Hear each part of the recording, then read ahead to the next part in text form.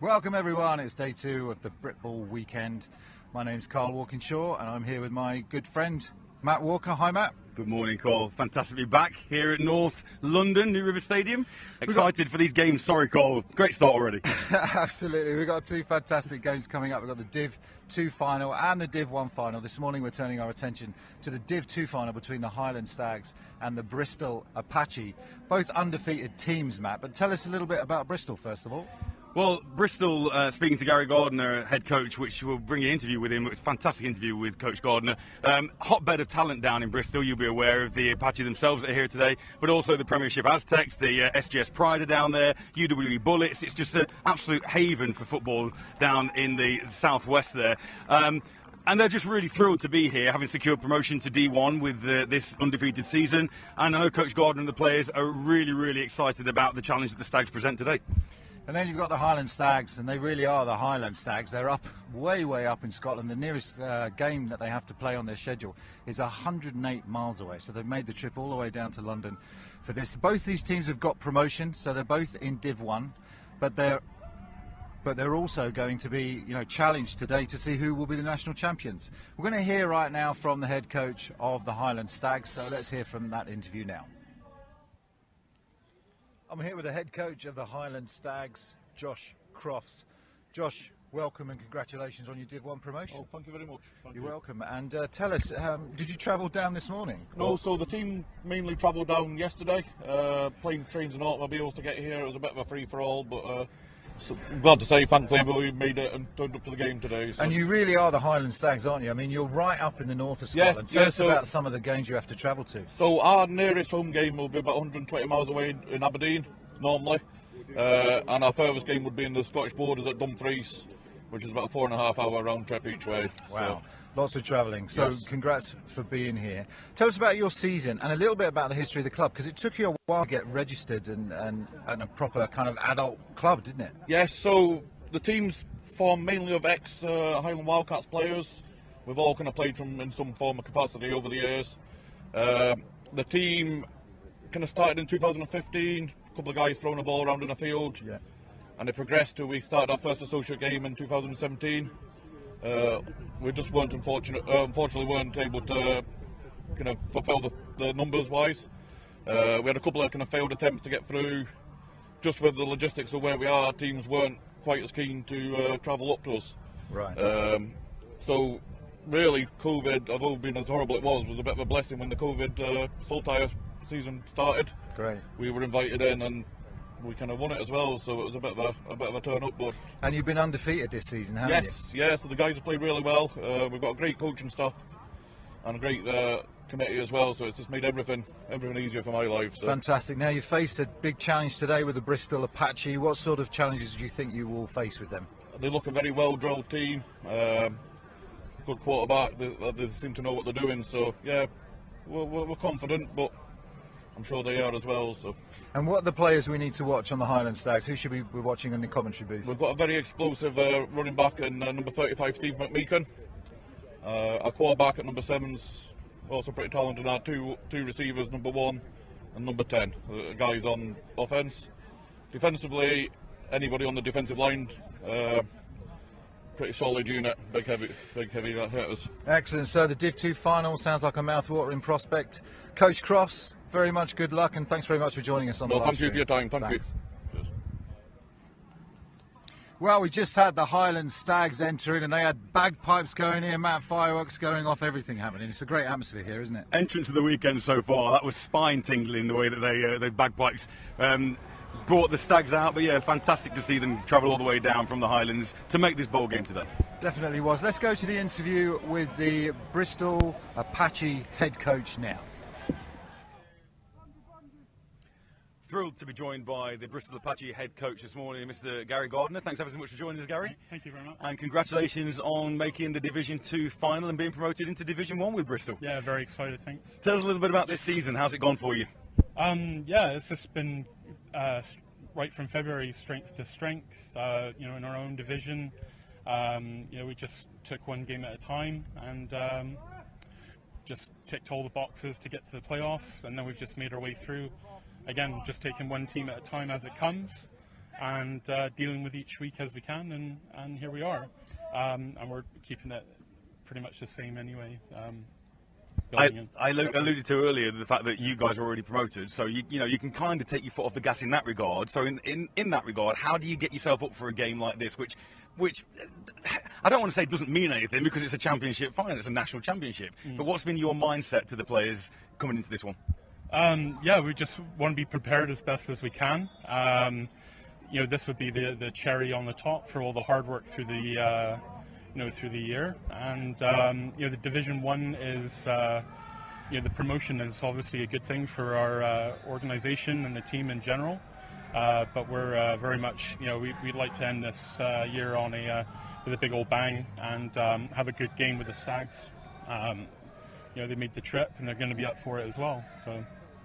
And what can we expect from the Apache? Are you an offense-based team? Do you rely on your defense to set the tone? What do we expect today? A little bit of everything, really. Bit of a surprise package. We have a good mix of runs and good, passing things.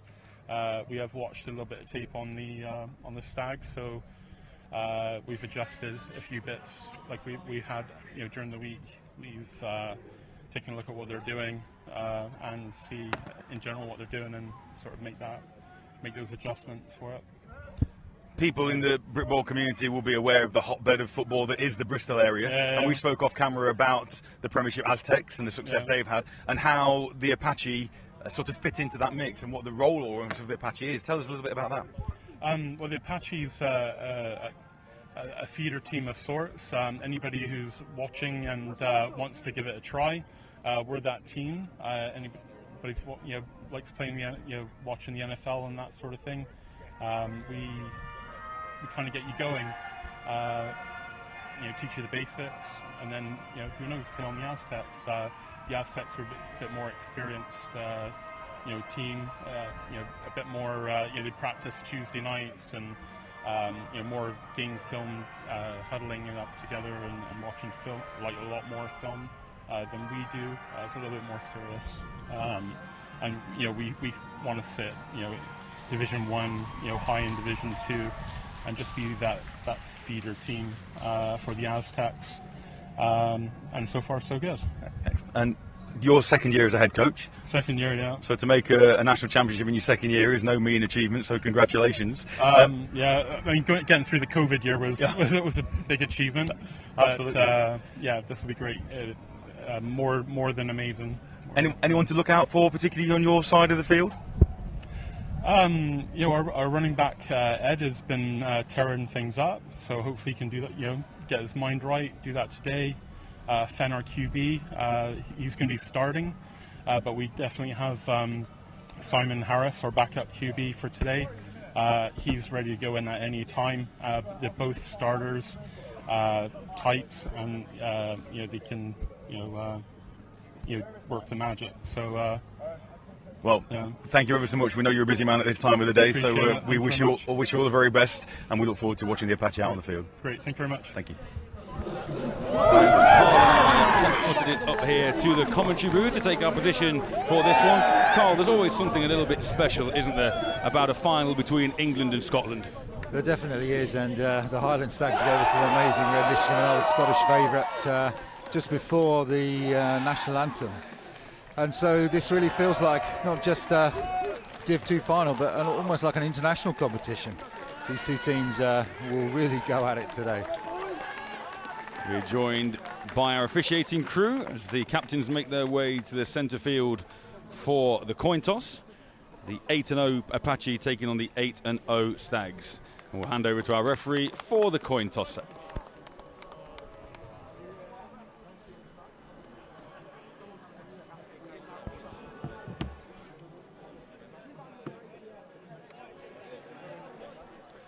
So apparently, unfortunately, the microphone, a few issues, look like the official has turned that mic on. So obviously just setting out his expectations for this game. Here's our referee. And then he's led by Sean Sambati, referee today, led by leading Lee Wood, Roger Brown, Martin Cockerell, Liam Wootton, Amir Brooks, Ian Snedden, and Ollie Maskell. And we thank the BAFRA. Okay, and we'll hand back to the ref now. You have the choice. Please call it before I flip it and I'm going to let it fall to the ground. Okay? What, you flip it? Yes. Heads. Okay. Heads is the call. Heads has been called. It is a tail. That is tails. Is that tails? Oh, yeah, sweet. You've won the toss. Okay. Okay, I think you want the ball. Okay, which way do you want to kick from? Oh, what way do you want to kick? So let's turn to the side that we're going to start from.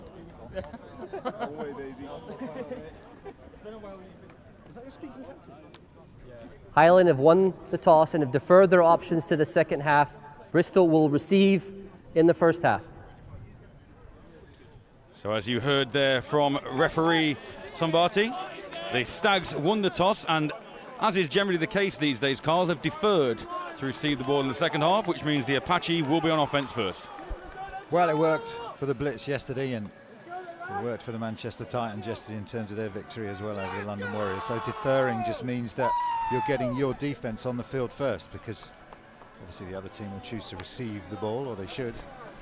And that means that those nerves that you might have on offence can settle down a little bit whilst you put that other offence opposition under pressure. So it makes all the difference when it comes to all the tactical decisions that will need to be made during a final. So on paper, if you look at these two and compare them, both teams 8 regular season games, both 8 wins and 0 losses rather. And if you look at the points for and against, before the playoffs, the Stags conceded 30 points in those 8 games. The Apache conceded 36 points, so very even on defence. But the Apache do have the edge on offence if you're going by numbers alone, scoring 325 regular season points as opposed to the 226 that the Stags managed to post. Quarterfinals, the Apache dispatched the Norwich Devils 32-6, whilst the Staffordshire Surge couldn't field a team for their quarter-final against the Stags, which meant that the Stags then went into the semi-final against the Scunthorpe Alphas, champions of the NFC 2 South, and the Stags ran out 18-8 victors to make their way here to New River Stadium, whilst the Bristol Apache took on the SF2 North champs, the Northants Knights, and they shut out the Knights 35-0 to book their spot here today. So, Carl, 2 prolific offences and quite stingy defences. Yeah, these are 2 good teams. I was particularly impressed by that Stags defeat of the Scunthorpe Alphas, who are a good outfit. And it'll be interesting to see how these 2 teams match up. So many teams in Div 2, and you don't get an opportunity to play much cross-division football. So it's difficult to know what the level of quality is until 2 teams like this face off against each other on the field. Both of these teams then now Div 1 teams, and now so this is the battle to see who gets to hold the trophy here. So Rory Grant kicks off for the Stags, and the ball drops to Kieran Calvert, who fields the ball on his 20 and takes it out past the 30, out to the 36-yard line, where the Apache will take the field. It's a good return, isn't it? It gives the Apache really good field position to start. Now, we saw the Aztecs play, and we've seen the Bullets play, and it's interesting, they all come from the same program. So when you look at the scheme, it's always interesting to see whether the scheme is the same as well for the different outfits. So they start out with a spread set of trips to the top of your screen. Fen Trudgeon, quarterback for the Apache. There's a man in motion on first down, and it goes to the ground, and there's room off the left end for the back, who is Ed Green. Nice gain on first down for Green. It'll bring up 2nd and 4. Yeah, Mark Betts coming in to make the tackle, but not before the Apache gained 6 yards, or 5 yards rather, to bring up a manageable 2nd down. Interesting talking to head coach Gardner of the Apache about how he does see, and the Bristol setup sees the Apache as almost like a feeder team for the Aztecs, and players can not only rise up to the Aztecs, but also if they need some development, come back down into this program. So obviously securing some real good development opportunities for everyone around the Bristol area. As Trudgeon pitches the ball out to Green on the right-hand side, but that's well marshalled by the Stags. They'll bring up 3rd down after a loss of 3. Great play by Michael Home. They just blitz that A-gap, and number 55, Michael Home, makes it count, just overloading that centre of the Apache. and they drop that running back for a loss of 3, so it's going to bring up a 3rd and 8. So important to try and establish something on your first offensive series, particularly when the opposition have won the toss and deferred to get the ball first in the second half. But a big ask on 3rd down for Trudgeon in the offense. Motions his back out into the flats. Drops back to pass, and now he takes off. Looks for a gap, but there's nothing doing as Stuart Brimble throws down Trudgeon, but there are flags on the play. Yeah, they're going to get Brimble for a face mask penalty on that one, unfortunately. He was right there, but in trying to get the quarterback down, his hand went high, and personal foul. 15-yarder. Grasping the face mask, number 65 of the defense. 15 yards from the previous spot, automatic first down. So what started off looking like a promising drive for the Stags turns less so as the ball is placed in their own territory, and it'll be first down Apache on the Stags' 46-yard line, keeping the drive alive for the Bristol outfit. Just trying those nerves. Both sides, as you said, Carl, will have nerves. National Championship game, D2. England versus Scotland, if you will. There's Trudgeon in the pistol, drops back to pass again. And he's got time, pocket, beautiful, puts the high ball up, but that's going to be trouble, and it is, as the Stags get the first turnover of the morning. And he's still on his feet, is the returner, and he splits the defenders. Another flag comes in, and it's Alexander Yates who secures the first turnover of the day for the Stags, and a big return too, Carl, but there will be flags on that run back. Yeah, it was a great play by Yates. They had double coverage. Apache were just running all of their receivers down the field on vertical patterns, but the safety, Yates, was able to track that ball through the air and pick one off for an early turnover for these Highland Stags. That's why you put your defense on first. And this is the ideal outcome of running that strategy. During the return, personal foul, illegal block below the waist, number 17 of Bristol. That 15-yard penalty will be assessed from the end of the return, automatic first down. So bad to worse for the Apache. Not only was it a pick and a big return, but there was a penalty called on the quarterback, Fen Trudgeon, which gives the Stags fantastic starting field possession for their opening gambit. They'll start life on the Apache 24.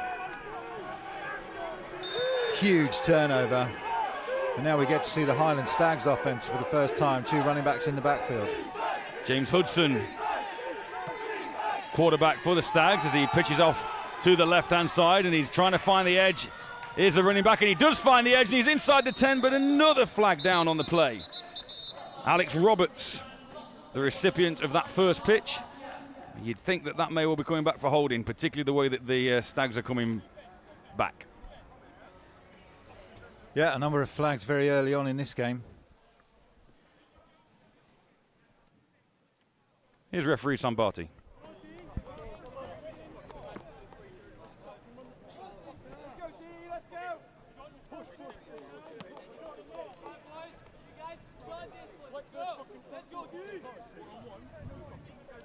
So slightly different penalty to the hold. It was an illegal block in the back by a Stags player, but the same result. Loss of yards instead of a big pickup for Roberts on first down. So 1st and 15. Hudson again hands the ball off. Looking for room inside, but it has to bounce outside, does the runner. It's great lateral pursuit by the Apache. Stephen McKeegan, the runner for the Stags, but marshalled very, very well by 2 or 3 Bristol players. Yeah, they want to get these running backs going. You'll have heard from Coach Croft, the head coach of the Stags, that he singled out those 2 running backs, didn't he, as players to watch. So far, the Apache have played well against them in these opening exchanges. So 2nd and 15 becomes 2nd and 17 on the Bristol 30-yard line. Stags, same play as the first down play. Looking for the edge is Roberts, and Roberts is hit hard as he gets to the line of scrimmage, and Hayden Lee for the Apache brings Roberts down to bring up a big 3rd and long. Yeah, they got a good speed, so Roberts used to finding space against other Div 2 teams, but this Apache group of DBs particularly able to get into the flats quickly. Took a good angle to cut that runner down. 3rd and long, and they're going to be forced to do something else than run the ball here, Matt, you would expect. You would expect Hudson to go to the air on this play for the first time. But again, as we experienced yesterday, in this area of the field, is it 4 down territory anyway? But Hudson does drop back to pass, now rolls right as he's pressured, dumps the ball out to Roberts in the flats, and Roberts is upended by Bristol DB Paul Romaniuk. 4th down.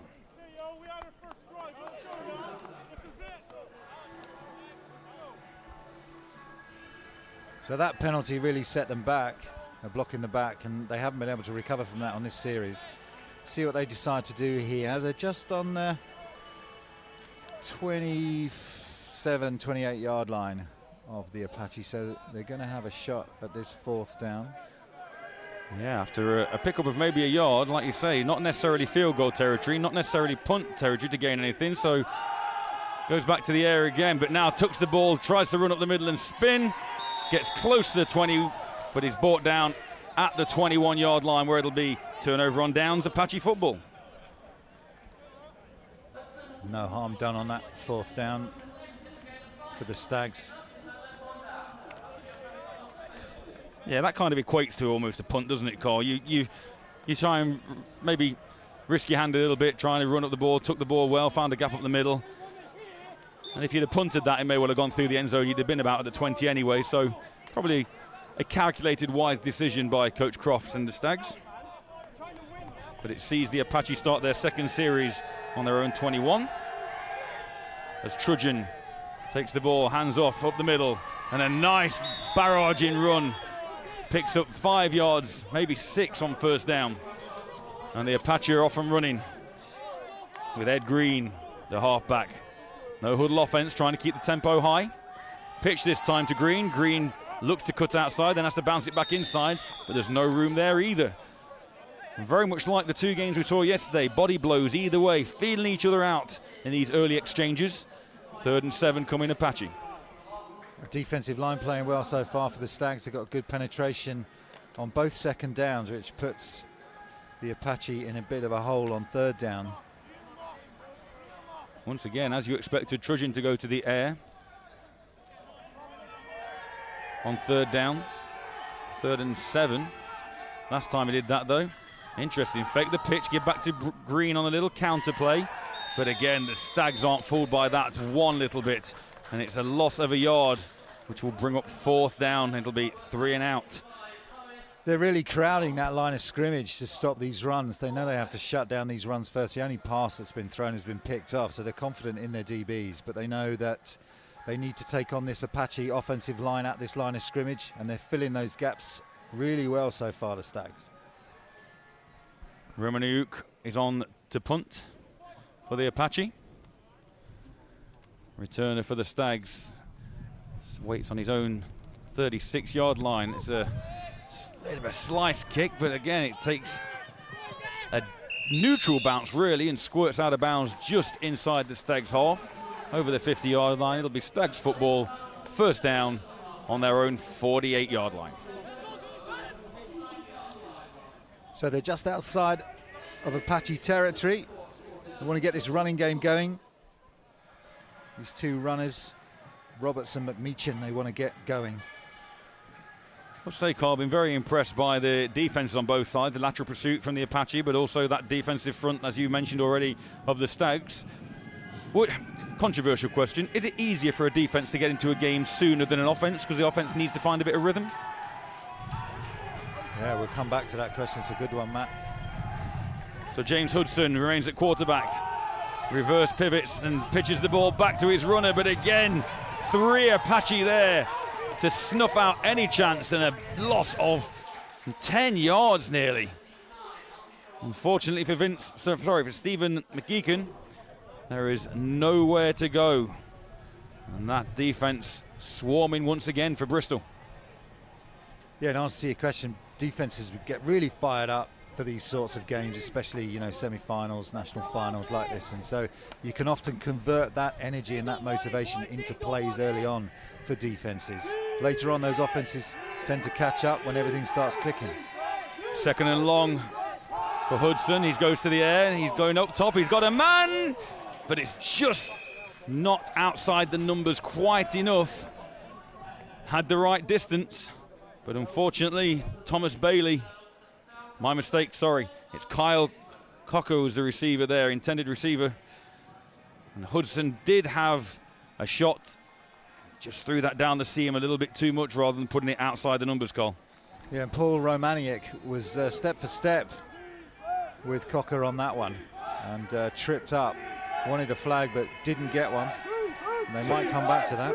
Third and long again. Hudson showing he has got that deep threat ability. Steps up in the pocket now, still looking downfield. Rolls to his right, has to dump it over the top, and that falls harmlessly incomplete. 3 and out, Stags. Yeah, Hudson took his time there in the pocket, just found a little bit of a vertical gap that he could escape the pocket from, and obviously they're drilled to then get to the sideline as Hudson scrambles in that direction. Just couldn't convert. But I like what they were trying to do, the Stags. 4th down. So Hudson stays on to punt for the Stags. Nice time, good protection, nice kick, and that's going to take a bounce. And Romaniuk feigns like he's going to risk taking that one back and lets it bounce out of bounds. Now keep an eye on that. It's interesting when you have a quarterback that also punts for the Highland Stags, because you've then got to be really careful as a defense, because you know that man that's back there kicking's also got an arm, so it can come in really handy, and I'm sure it has for the Stags during the season. We'll see if they come back to use anything on that. 2 series each so far then. Turnover on downs and a 3 and out for the Stags, and that interception by Alex Yates, and a 3 and out for the Apache. Still early days, first quarter, Division 2 National Championship game. New River Stadium, North London here on Brit Bowl 34 weekend. Ball handed off to Green on first down. He does manage to pick up positive yardage of maybe about 3 before he falls forward under Stags defenders. Still trying to establish that run if they can, the Apache, which is wise to do so. Try and wear down this aggressive front of the Stags. Try and open things up later in the game. If you were with us yesterday, you saw 2 fantastic games. London Blitz under-19 secured their national title defence, and then the upset of the decade almost, as the ball is snapped low and Trudgeon manages to pick that up and then pick up something positive, but there's laundry on the field from an official suggesting this one might all be for nothing. So yeah, that result of the century yesterday, with the Manchester Titans coming down and dominating the London Warriors. 37-7. Yeah, wasn't that great?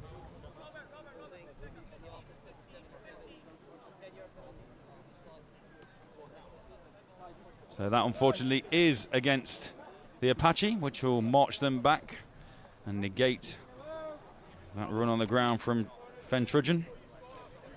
Yeah, if you were with us last night, it was a hell of an atmosphere, and we had fireworks going off and confetti, and you know, Baffa here really put on a show to celebrate the Manchester Titans. It really was an epic victory, and I know it will be forever Manchester celebrating that one.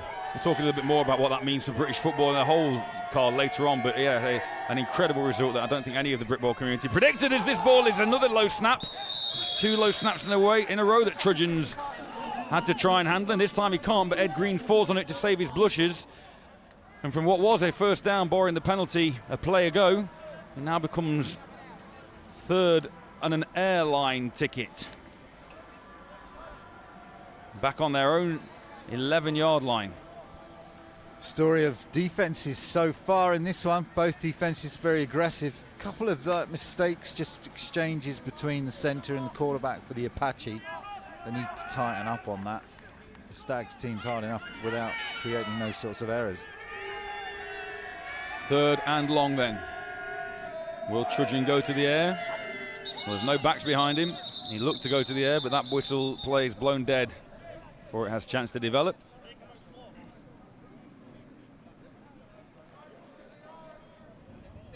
False start by the offense, number 77. It's a 5-yard penalty, remains third down. We try very hard to call offensive linemen and give them credit where we can, but unfortunately on that occasion, Gareth Williams guilty of a false start. And that was another story yesterday of that Manchester game. The offensive line for the Titans keeping Bloomfield, the national MVP, clean all afternoon, setting beautiful pockets for him. Also opening up running lanes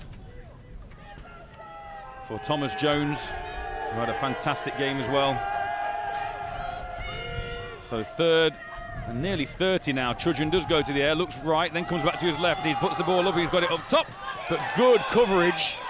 Intended receiver Freddie Marshall had to come back to the ball, but Rory Grant was there. Blanket coverage, which will bring up another fourth down.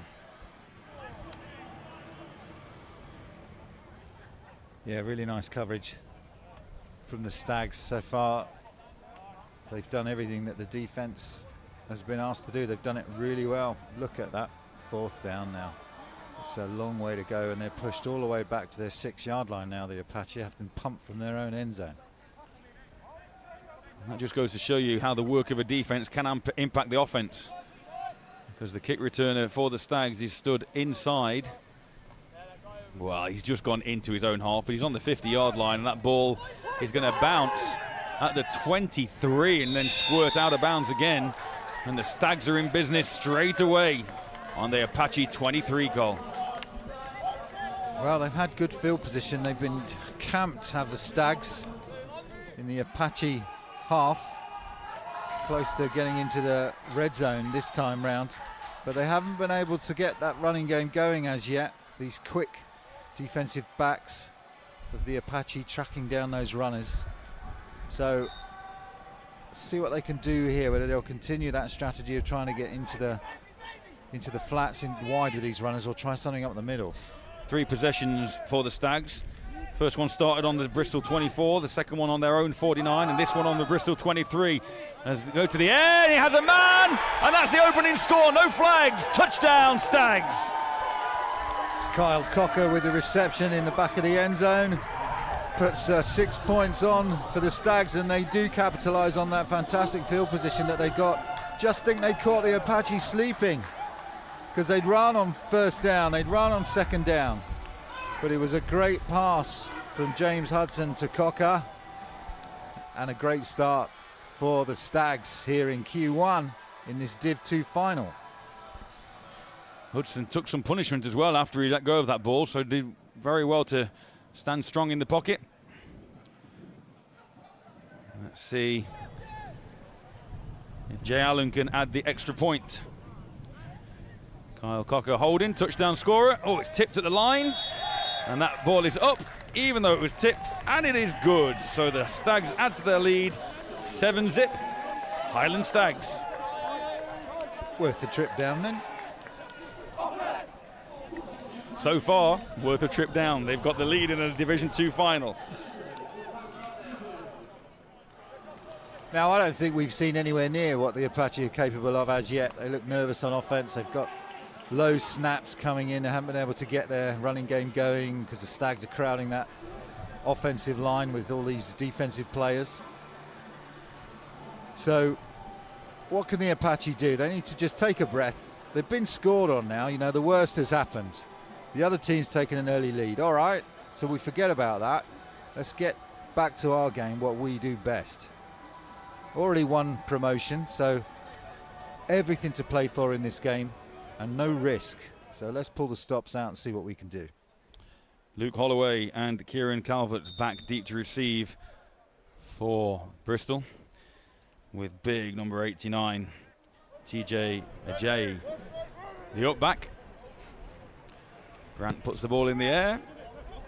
It's going to be fielded by Calvert once again. Calvert at his own 13-yard line, gets up to the 25, to the 30, cuts out to his right, and is downed at the 39-yard line. So good starting field position for the Apache on their 4th series of this national final.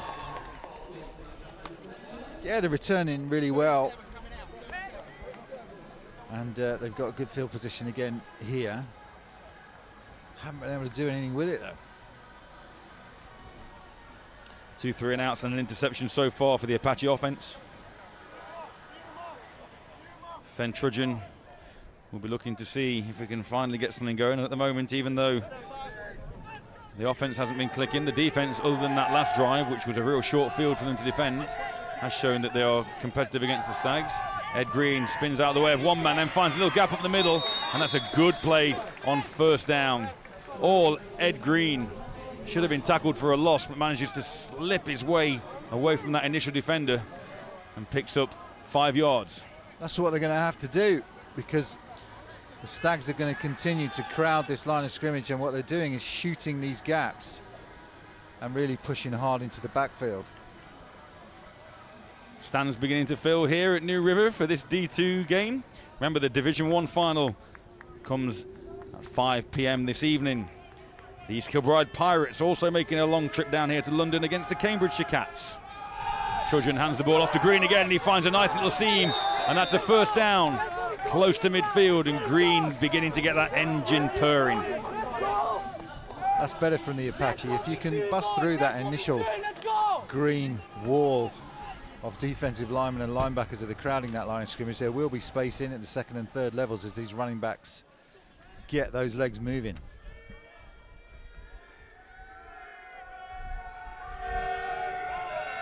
First down, Apache on halfway, handed off on a kind of little jet sweepy, kind of countery type move to Kieran Calvert, kick returner. He goes 7-8 yards laterally, but nowhere vertically, and there is a flag down on that. Referee Sambati. Personal foul, grasping the face mask. Number 75, Green. We'll add 15 yards from the end of the run, automatic first down. That helps the Apache cause somewhat. 15 yards added to the end of the run. This takes the Apache down to the 34 of the Stags. Best field position of the afternoon. See if they can level things up on this drive.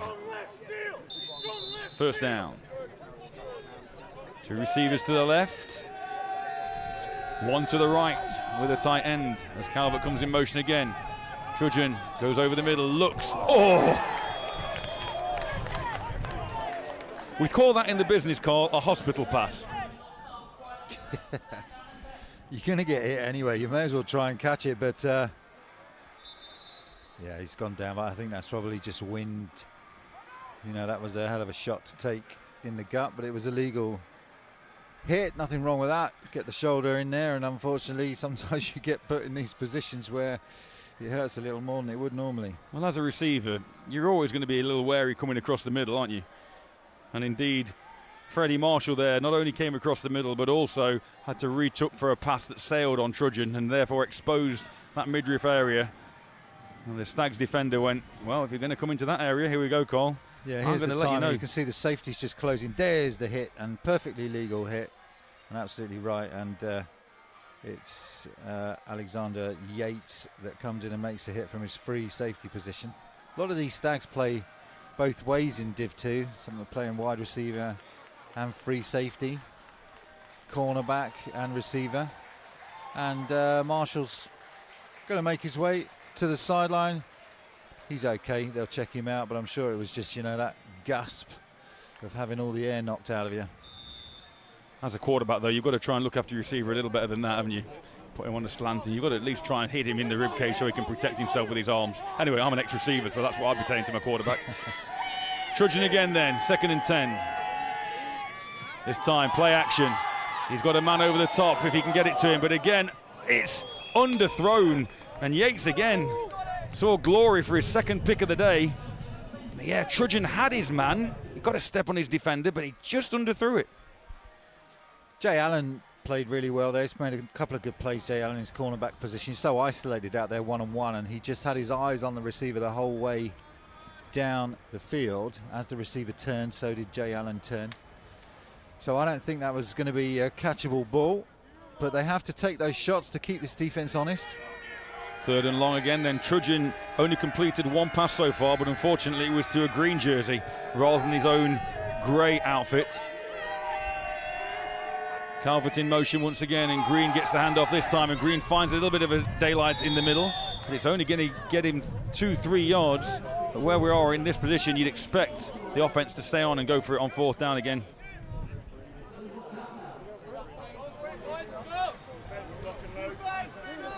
Stags defense have been good so far on the defensive line, and these DBs tracking these Apache receivers. Very stingy, this Scottish front.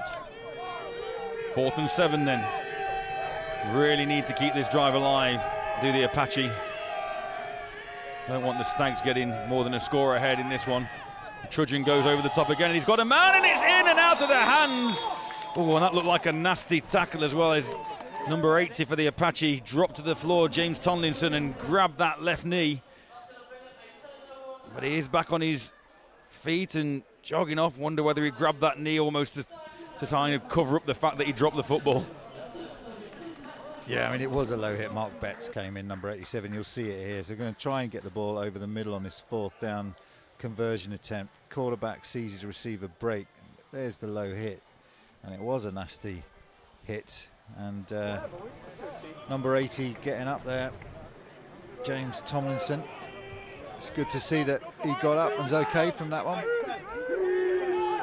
So the Stags do have the football back on their own 31-yard line to start this 4th possession. Ball handed off on 1st down. Great initial penetration by the Apache, but tough running by Stephen McKeegan. Turns what would have been a negative play into a positive. Pickup of 3 on 1st down. Yeah, just kept those shoulders nice and square, didn't he? And as those hits come in, you can absorb them, you know, take a quick step back and then keep your momentum moving forwards just to pick up 3 yards. That's a good way to run. Really nice running by McKeegan. 2nd down, Stags. Positives for the Apache on that last offensive series. Still came up empty. The Stags look to try and punish that. Just about 68 yards away from pay dirt. McKeegan again gets the call. Well marshalled by the Apache front 7. Yeah, defensive lineman Josh Shepherd getting penetration there on McKeegan.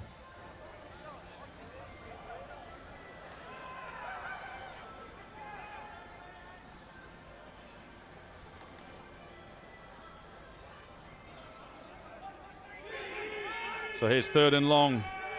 Hudson, once again, you'd expect this one to go to the air. 2 receivers either side. Oh, and there's a penalty, and that unfortunately is going to be on number 79, Jonathan Edwards.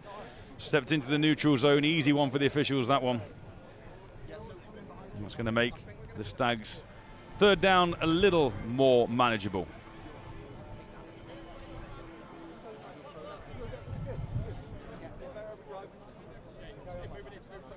Prior to the snap, number 79 entered in the neutral zone, causing the false start. 5-yard penalty, remains 3rd down. So 3rd and 9 becomes 3rd and 4. Opens the playbook and the options up more for Coach Crofts and the Stags. And here the Apache sideline calling defense. As Hudson drops to pass, flings it out to the flats. He's got a man, and that man makes a move to the outside. And I think that's going to be short of the 1st down. Mark Piper with the reception. Yeah, he's close, really close. They're not going to give it him, though. It's going to be half a yard. Now they're on the 40 and a half yard line, something like that. We know that the quarterback, James Hudson for the Stags, is also their punter, so these are sorts of opportunities where you have to be really careful as a defense just to make sure you don't get caught out. Let's see how they line up.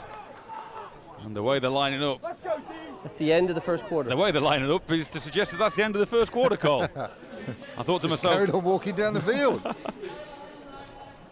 I kind of thought to myself for a minute there, the Stags were keeping a real tight bunch formation, like they were going to set up and go for it on 4th and inches. But we'll see what their decision is as they reverse the field. And at the end of quarter number 1 in this D2 national final, we find that Highland Stags with a 7-0 advantage over the Bristol Apache. It's been an entertaining first quarter, Cole. It has, and it's been defense football, which is great. Really tough defenses, good defensive line from the Stags, and those DBs for the Apache closing quickly on these talented runners that the Stags have to shut them down. And we're in that typical situation where you've got a fourth and a short to go as we start Q2. Now, Hudson and the Stags showing punt, and indeed they execute punts, and that ball hangs in the air, and that's going to be a punt as it takes a Highland bounce, but it's going to be a punt of about 20 yards total from line of scrimmage to end point. And the Apache will get another shot at the start of this second quarter. They'll take over on their own 39.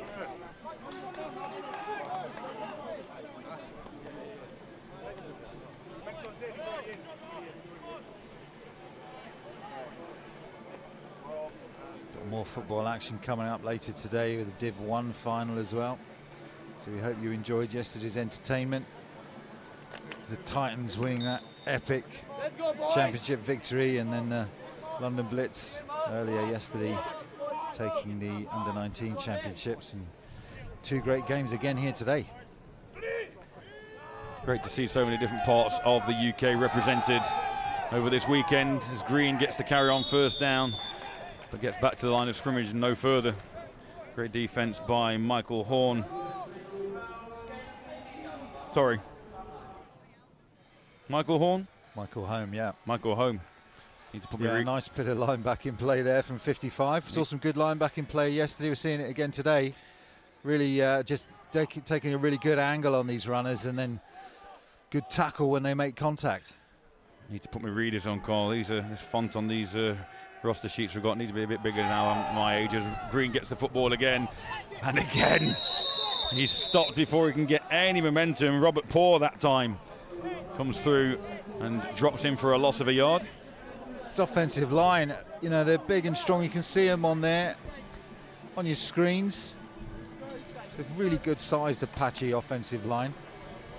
You'd want them to be protecting these runners a little bit more. These runners not really have an opportunity to get any vision going or see the gap before they have a green jersey piling down in front of them.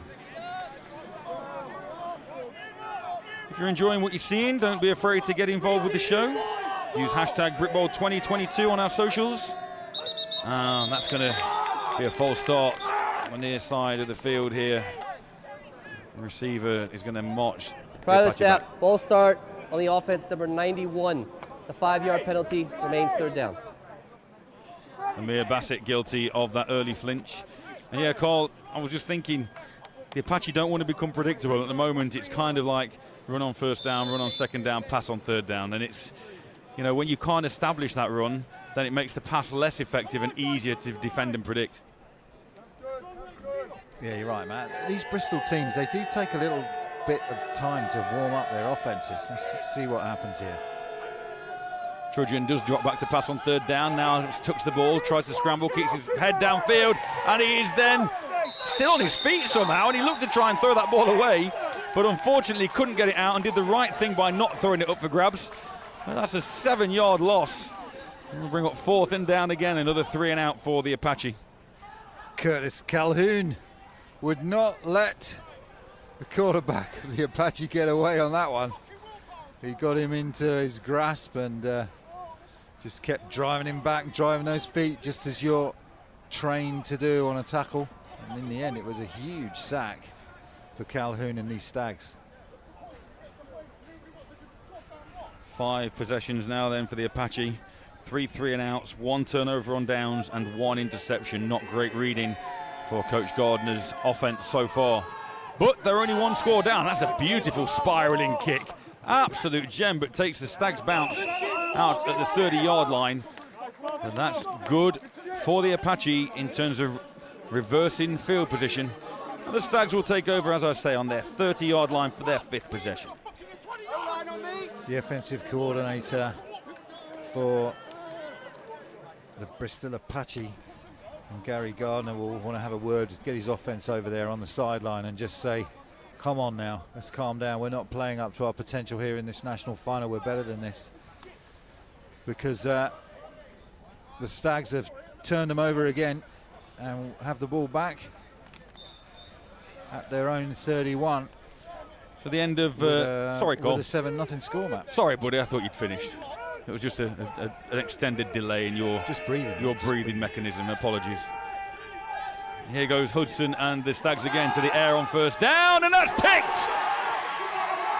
Number 27 for the Apache steps out of an intended tackle, but Hayden Lee for Bristol just sitting back. Thank you very much. Hudson didn't see him at all. First turnover for the Stags. The ball just sailed on Hudson. It's Hudson's first mistake of the game, and it's a costly one because it's going to put the Apache right into Stags territory at the 29. Here's the replay. You can see Hudson is just trying to hit that slant, but the ball is way over his head, and the Apache defender is right there to pick it off and get a few of his own yards before John Lees has to come in and drag him down. So first down, can the Apache offense show up? Good starting field position again inside the 30. Ed Green finds a gap as well and runs hard into that hole. And there's a flag there. And I think, unfortunately, for all the good work again from Ed Green, Richard Christian is going to get called. We saw this similar yesterday with a sit-in penalty. It's going to be a personal foul, I think. It just looked like it was just a bit too rough on that one. Now, whether they call a hold, a 10-yarder, or a personal foul, a 15-yarder, we'll have to see.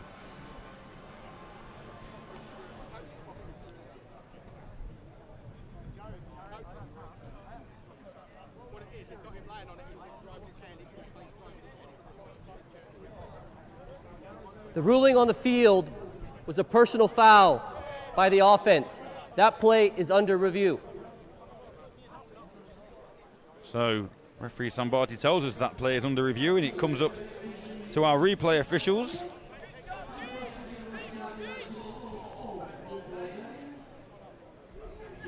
Who will have a look at that up in the booth just behind us and decide whether or not that call will stand. It looked from our vantage point like there was definitely a penalty there, Cole.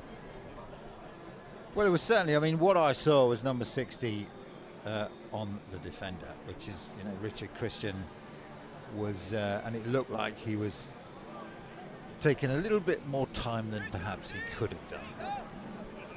It appears the Apache think the same, and here is our referee just to clarify that.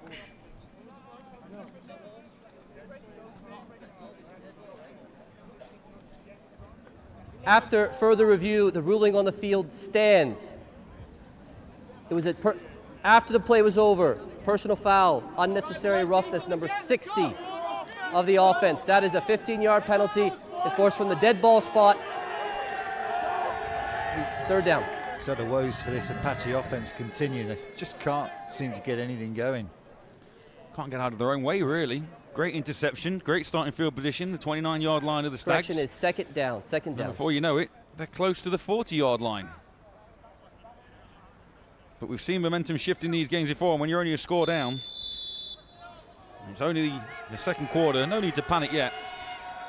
But Trudgeon and the offense do need to get something going as Trudgeon goes to the air, but this is a design QB run as he tucks it straight away, and he managed to juke and jink and remain on his feet and picks up all the penalty yardage, bar a couple of yards. And then there's another afters downfield as the receivers trying to block downfield, but no flags thrown on that one. Great effort by Trudgeon. Yeah, you need a spark from somewhere if you're the Apache offense. It's either a spark that comes from your running back, makes a great play, or it falls on the quarterback's shoulders just to put his head down and say, come on, let's get this going. So 3rd and 11 then for Trudgeon in the offense. Back to the air, you'd think, but no. Green with the carry, piles up the middle, and he's going to be very close to a first down. In fact, my mistake, yes. 4th and 3 it's going to be. High vantage point.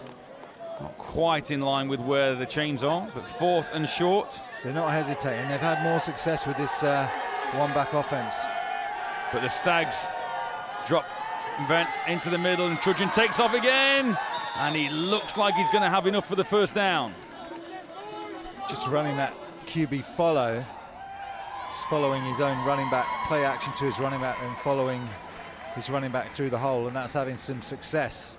They certainly weren't having success early on when they were trying to get the ball wide. They're having more success now between the tackles, just punching holes in the heart of this Stags defense. We've seen some brave quarterbacks over these last couple of days, haven't we? No sliding anymore from these guys. It's head down, run hard. Trudgeon again steps into the pocket, puts the ball up, and that's going to sail once again on his receiver. Intended receiver was Fred Bull there. But Trudgeon unfortunately still can't complete a pass. That's 6 attempts, 6 incompletions, and 1 interception. Yeah, quarterback play in the finals. They're going to give everything you got. You've got the off-season to follow these games, so unless you're going on to play some university ball or something else, you've got a little bit of time to recover before you have to take the field again. 2nd and 10. Man in motion. Man in motion gets the ball in a jet sweep, has a blocker in front of him, turns the corner, picks up good yardage. It's close to another Apache first down. Exploring the middle with Green, exploring the edge with Luke Holloway. Yeah, the offense now beginning to come alive a little bit more. Sometimes it takes the quarterback to put it on his shoulders and show the way. And that's what the Apaches are doing right now. Beautiful September afternoon here in North London as there is a timeout on the field.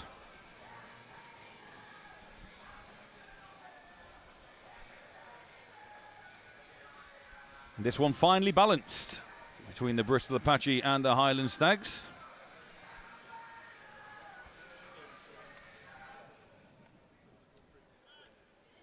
We've got the Adult Division 1 Championship game coming up at 5 p.m. this afternoon, being live streamed here, British American Football Association Brit Bowl final weekends.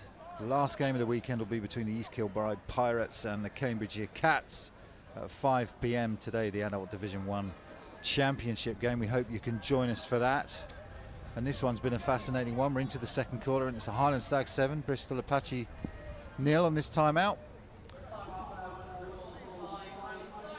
The Stags that elected to take that time out here just to gather themselves on this 3rd and short.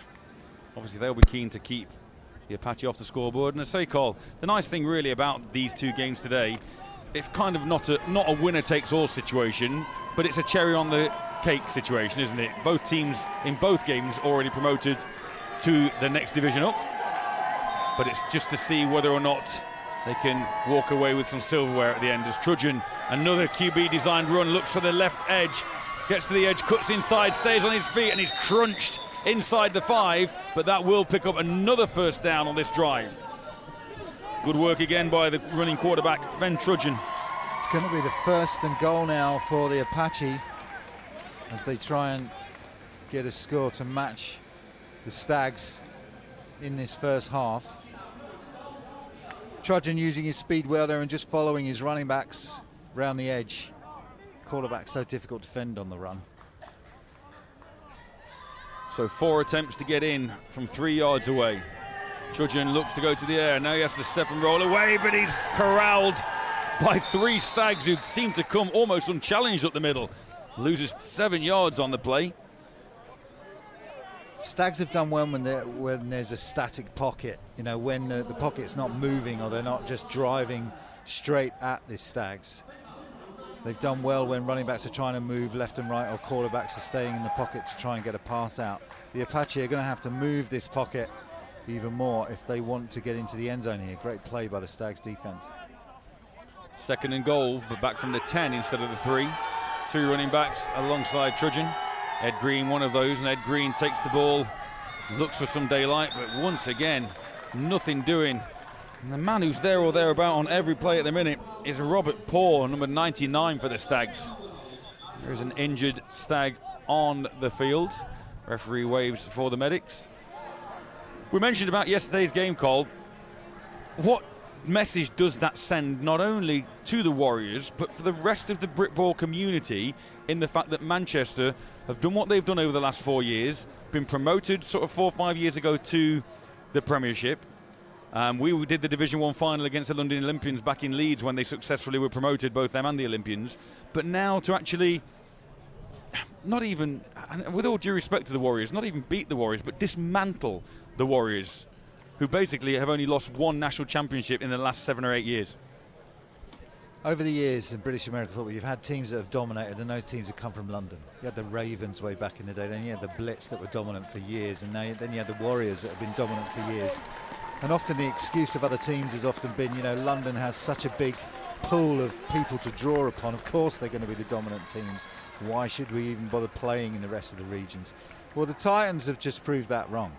They've come in and shaken it up and said, look, you can compete with these London teams, even the very best, even the Warriors that have won these 8 national championships over 9 years. And it's shaken up football. It means these programs can continue to grow up and down the country. Jet sweep again, but that is sniffed out, and like some scene of Strictly Come Dancing, number 85, Harris Riles, spins Luke Holloway to the ground, and they went to the well one too many times with that jet sweep, and the Stags were wise to it. Yeah, I think you're right, Carl. I think it sends that message, doesn't it, that, you know, whether it's the Manchester Titans, the Tamworth Phoenix, whether it's any of these other teams from the north, or even now the likes of the Bristol Aztecs and other clubs competing in the south, it may be a change of the guard and give people hope, as on 4th down, the Apache send on the field goal team just to try and put something on the board for this. Good snap, good hold, kick is up, and the kick is good, and the Apache do come away with points.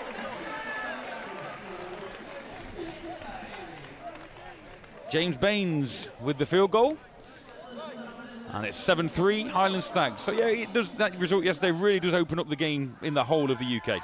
It does, and I think it reflects the changing culture in British American football as we re-look at this kick here. Good hold, good snap, good kick, and it's good that the Apache get some points on the board out of that drive, which keeps this game tight. The Manchester win yesterday really sends a message to everyone. Look, you don't have to be intimidated by the mystique of these London teams, even a team as great as the Warriors. You need to come in, as Jonathan Homer was saying, the head coach of the Manchester Titans, and say, look, it's just another team. We want to play our best football. We want to do our thing. We're going to come in with our heads held high. We're going to be proud of Manchester and where we come from and what we've achieved, and we're going to come in and play our game regardless of what happens. But what we're not going to do is just be intimidated just because it's the Warriors. And that's exactly what they did, and they came in and they were solid from start to finish. They dictated play throughout, offense, defense, special teams. The kick is up and muffed, but he's got plenty of time, does the returner, and he does manage to pick the ball up and then get out past his 25 to the 26. First down, Stags.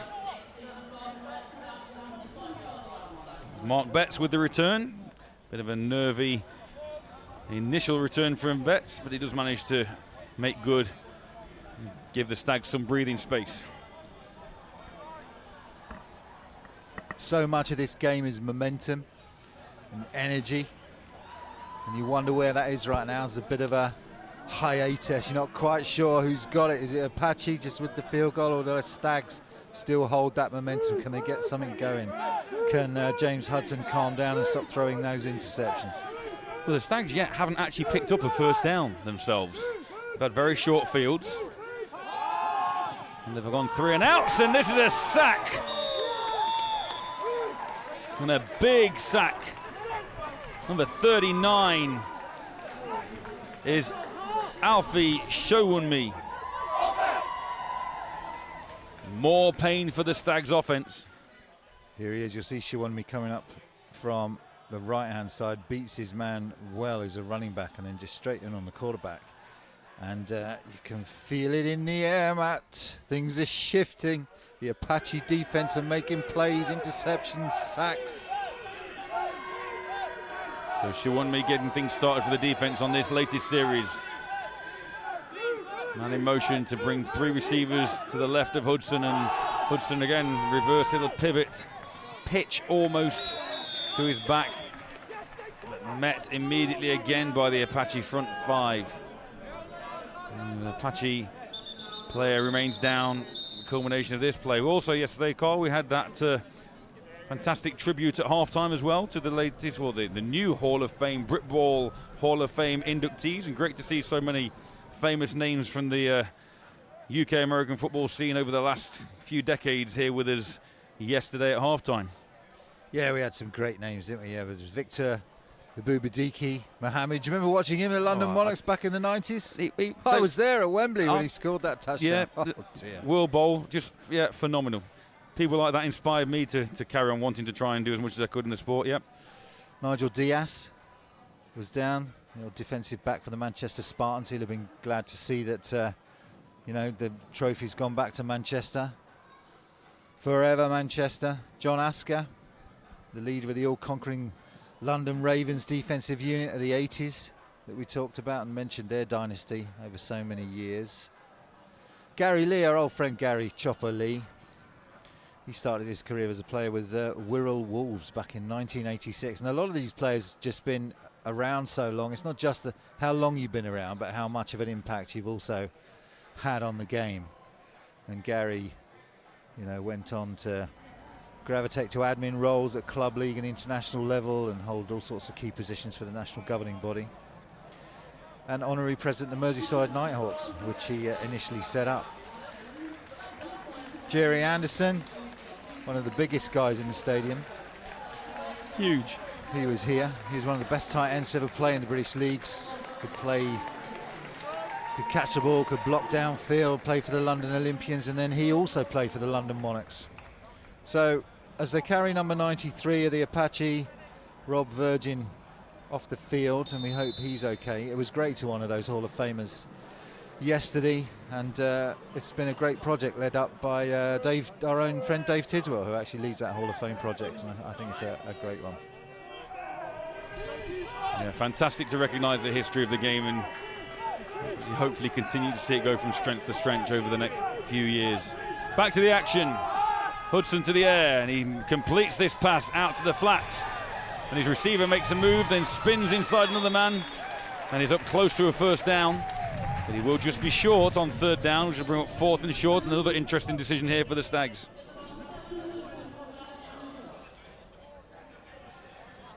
Got a little bit of momentum, did this Apache defense. I think that injury just had them back on their heels a little bit when a key player goes down like that and has to be carried off. Now, what do you do if you're the Stags? You've got a slim lead, 4 points. Your quarterback's also your punter. See how they line up. Well, it looks like the punt will be coming again to defend that 4-point lead. But like you say, Carl, how risky are the Stags feeling with Hudson back there at punter? Well, they're not feeling overly confident yet, and puts a nice high hanging punt up, and the kick coverage team are down there to meet it and just shepherd that ball down to the 25-yard line. And the Apache have 75 yards to pay dirt to try and take the lead here in the second quarter of this Division 2 national title game. Very tightly contested. It's great when this happens. You get two teams, they play in the same division, but so many divisions in Div 2 and don't get a lot of cross-divisional play, and you're not sure of the parity between teams until they actually hit the field. And here we are, Stags Apache. They look like Div 1 teams. This is effectively their first Div 1 game. They're on a par, they're competing. The athletes look about the same sorts of levels. You're right, Carl. I mean, if you look at the Bristol Apache season, they played the Cornwall Monarchs 3 times, the Torbay Trojan 3 times, and the Somerset Wyverns twice. As on first down, Trudgeon.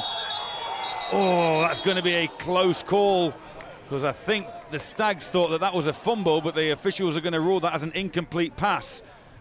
We do have replay here. I wonder if they'll have a look at it.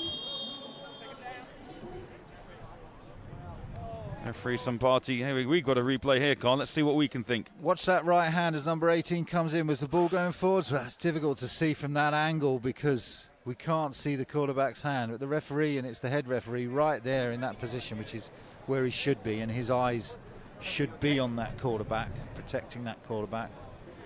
So you couldn't. The ruling on the field was an incomplete pass. Highland has challenged the play. The play is under further review. Well, a cheer goes up from the crowd when they heard that that's going to be challenged. It will come up to Jed Lee, our official up here in the box, Jed Brooks Lewis. Depending on what footage our replay officials have, and we can see that replay official now. It's going to be close to see what their call is, whether that hand is going forward. You can see what we can see. We're looking at that exact same thing. Oh, that's very tight. Is that arm going forwards at all? Taking it. Immediately, though, where referee Sambati is, he's got a really good view on it. Well, Calhoun came through that B gap and he got the sack earlier on. You're watching Coach Josh there, the head coach of the Stags, and it looks like it's going to be reversed. Let's see the official. We can see the Stags on the field just cheering there. Let's get the official call from our referee. Let's go, D! The replay was initiated by the replay booth. After further review, the call has been changed to a fumble with a clear recovery by Highland. The ball will be placed at the 16-yard line. First down, Highland. So it's a great hit by Curtis Calhoun. That arm wasn't coming forwards in the end, and they reverse it, and it was Rory Grant with the recovery. And the Stags now take over in great field position. What a momentous call that was, Matt, in this Div 2 final. Well, these games sometimes hinge on plays like that, and the Stags are in the box seat right now as they try and run a little jet sweep of their own, and it's snuffed out initially in the backfield, with a second effort by Mark Piper. Manages to get him at least back to the line of scrimmage. In fact, he's going to lose half a yard. Good defense by the Apache. And as we said yesterday, the only bonus about defending close to your own end zone is there's not quite as much field for the opposition to attack. Makes it more condensed, more difficult to find space. So that's the one bonus that Bristol have at this stage. Great defending by the Apache. I mean, it's a difficult runner to bring down, is Mark Piper, but these Apaches, they keep coming as a pack. Waves and waves of them will keep coming until they get you down. Piper in motion once again. Hudson back to pass this time. He's flushed out of the pocket to his right. Throws the ball over the middle, and it is caught. And that's going to be first and goal. That's that man, Kyle Cocker, who makes the reception, number one. And it's a really nice play by Cocker, because what he does is give them an opportunity for first and goal. And he's done that a couple of times now. The Stags really clever in terms of where they know the sticks are. They try and get into the end zone, that's where all the defenders are. But you just sit in front of that, but you know where the sticks are, just that little 2-yard gap. You can give your offense an opportunity for 4 yards in the end zone. Great job. Hudson does well to keep that play alive, rolling to his right as well as the pressure came up the middle once more. So it's first and goal from the 3. We saw Bristol with a similar situation earlier in this quarter as the ball is handed off up the middle, and what a thunderous collision that is. And there's a flag at the end, as initially number 15 rather, sorry, Darius Lynch came through and brought the thunder. But there is a penalty. I don't think it was for the hit. It was a nice clean hit. It was a good blitz right in the gap that the running back was trying to hit. And Lynch met him head on and drove him back. I think there was something that happened after the play. But let's hear from our referee.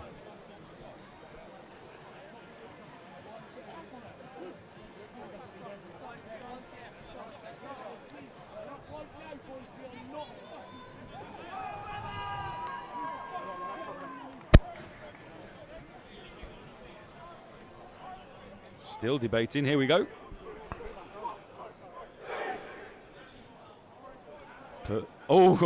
Personal foul against the Stags. Nope, the Apache. So personal foul against the Apache is the signal. Let's hear if we can find out any more information from referee Sambati. After the play was over, unsportsmanlike conduct, number 15 of the defense. It'll be half the distance to the goal, automatic first down. You know what that is, man. That's taunting. He said something as he got up. It's so frustrating. Look at this great play. Here's the blitz right up the middle. Bam! Straight in the hole. And look, there it is. Pushes off, says something to him. It's just adrenaline, Matt. It's just adrenaline coursing through your veins. And you have to control that because you made a great play. It's definitely that secondary push back to the ground, wasn't it, that drew the flag. So it's first down again. Same man with the football. Great open field tackle that time. James Baines brings down Stephen McKeegan. Lateral movement again, and this Apache defense still holding firm.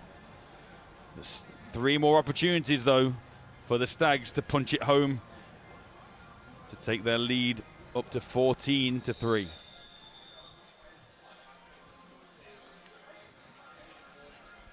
So timeout called on the field, and we believe that's the 2-minute warning.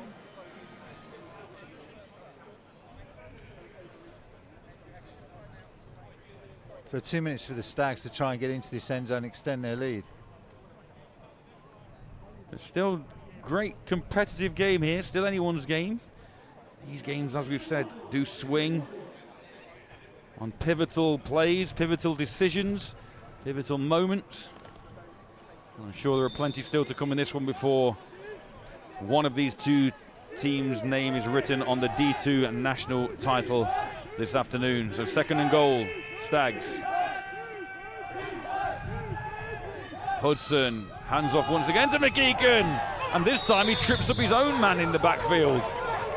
And we saw that happen a couple of times yesterday, didn't we? But unfortunately, James Donaldson was shoved into his own backfield by the defensive line of the Apache, and McKeegan couldn't hurdle him. Yeah, it's just great defensive line play from that big Apache's front. Just shoving these offensive linemen back. If you get an offensive lineman off balance and you're able to topple him back into either the quarterback or the running back, it's more like making a tackle yourself. The domino effect, Matt. And that pushes the Stags all the way back to the 10. So very similar, almost mirroring the last Apache offensive series where they had 1st and goal on the 3, got pushed back to the 10, then pushed back further and kicked the field goal. Let's see on 3rd and goal whether Hudson and the Stags, as they take time out, not overly convinced about the play call that was coming in or the understanding that they had. But this is very much mirroring what happened early doors. First snap, delay game on the offense, number 7. 5-yard penalty, remains 2nd down.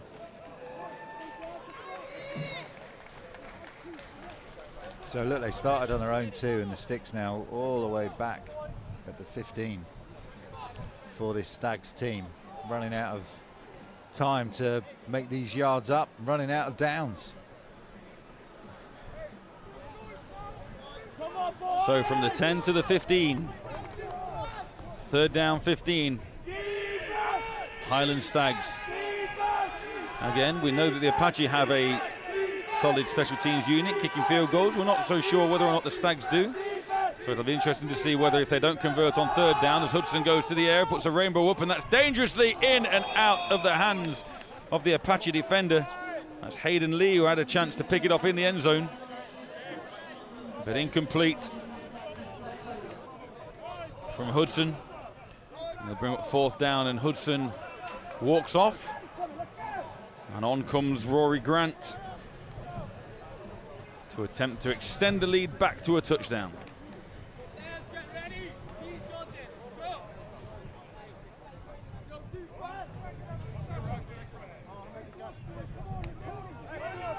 Interesting, Corey. Look at the flags around the stadium. The wind will be blowing into Grant's face. Snap is down, the hold is good, and that wind is going to just drag the ball to the left of the uprights. And that will be no good, and the lead stays the Highland Stags 7 and the Bristol Apache 3. Didn't look good from the snap, that one, did it? It was a little bit of a low snap, difficult to handle it, and kick was mistimed as a result.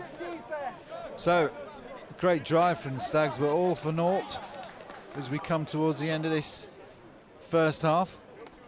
How aggressive would you be here if you're on the Bristol sideline? We know we're under 2 minutes, only down by 4. You just run in, see whether you can get anything to, anything break something big, or are you going for anything big? There's our glamorous commentary booth here, Cole. Very glamorous, isn't it? Here. Good to see you on screen. Yeah, let's see what they do here, whether they will go for it. Dropping back. Oh, and Trudgeon was looking to go downfield. He had 3 men on vertical routes, but the pocket collapsed. He wasn't able to get that ball away. Yeah, and they've done that when, as I said before, when there's this static pocket, that just the time for Trudgeon's not there. This defensive line of the Stags, really, really good, really strong. 49 seconds. They're creating gaps. 49 seconds. 49 seconds left in the half. That is their first timeout. For the Apache. And it really has been a story of defenses this first half. Missed opportunities. Trudgeon still yet to complete a pass. 0 of 7 with 1 interception. Hudson faring a little better. 5 of 8 with 1 TD but 1 interception as well. And obviously we have 1 field goal, 22-yarder from James Baines for the Apache, which gives us a 7-3 scoreline. And another low snap, and Trudgeon's had to deal with a few of those. And as a result, as he's driven into the ground, David Grant with the tackle, and another sack for the Stags. David Grant, 75, Harris Riles, 85. Get there, man. That was a great play by David Grant, who was right there as the quarterback tried to escape. Timeout, Bristol. That is their second timeout. But even 3rd and long, call. Bristol taking a timeout, so they're still thinking aggressively. 35 seconds a lot of remaining, people 35. Sorry, referee Sambati, 35 seconds left. A lot of teams are kind of going, well, we've not got anything on this drive. We've got 3rd and 12 now. We're on our own 20-yard line. Let's let that clock run, go into the half. The Stags will be getting the ball at the start of the second half, though, as they won the toss and deferred. The Apache averaged, well, I don't know what the average is, Matt, but 325 points over 8 games. How many points? 32, more than that, 35 points maybe. So you have to, they know how to score points. We haven't seen that deep threat because they just haven't had the time. They've been, the quarterback has been under so much pressure from these Stags. Well, again, Cole, the Stags themselves scored 226 points over their 8 games. As the ball is handed off, and again, good lateral pursuit this time by the Stags. Pushes Calvert out of bounds for a further loss. I mean, it's Robert Paul that finally gets the tackle, but there's just green knives coming through that line of scrimmage, taking great angles to just drive these runners back. And they're just getting such great penetration at line of scrimmage. Offensive coordinator is going to want to speak to that offensive line and say, look, guys, if we're going to do anything in this second half, we have got to shore up these holes. And 4th and 15. They're going to get the ball with good field position of the Stags. Not a lot of time left, but you never know. Hudson may come out and take a shot. Returner standing just inside his own half at his 46-yard line.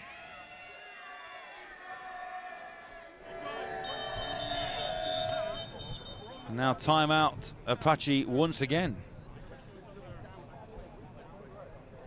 Mark Betts is the returner, getting final instructions from his sideline. Timeout, Bristol. That is their 3rd and final timeout at 27 seconds. So 27 seconds left. Timeout, Bristol. Interesting one again. Because obviously with 27 seconds left, whatever happens on this one, Highland will get at least 1, maybe 2 offensive plays. Yeah, you wonder what the thinking is behind taking a timeout in this position. You'd expect the Stags maybe to take a timeout, but not the Apache. Surely they just want to get in at the half and regroup. So it comes down to Paul Romaniuk. to try and bail out the Apache and push back bets there on your screen. Not give him an opportunity to return. But Highland must be thinking, do you know what? We might have a shot here to go for the end zone a couple of times. Low snap again. That's been a story of the half. And this takes an Apache bounce over the 45, inside the 40, down to the 35-yard line. And that's a decent punt for the Apache.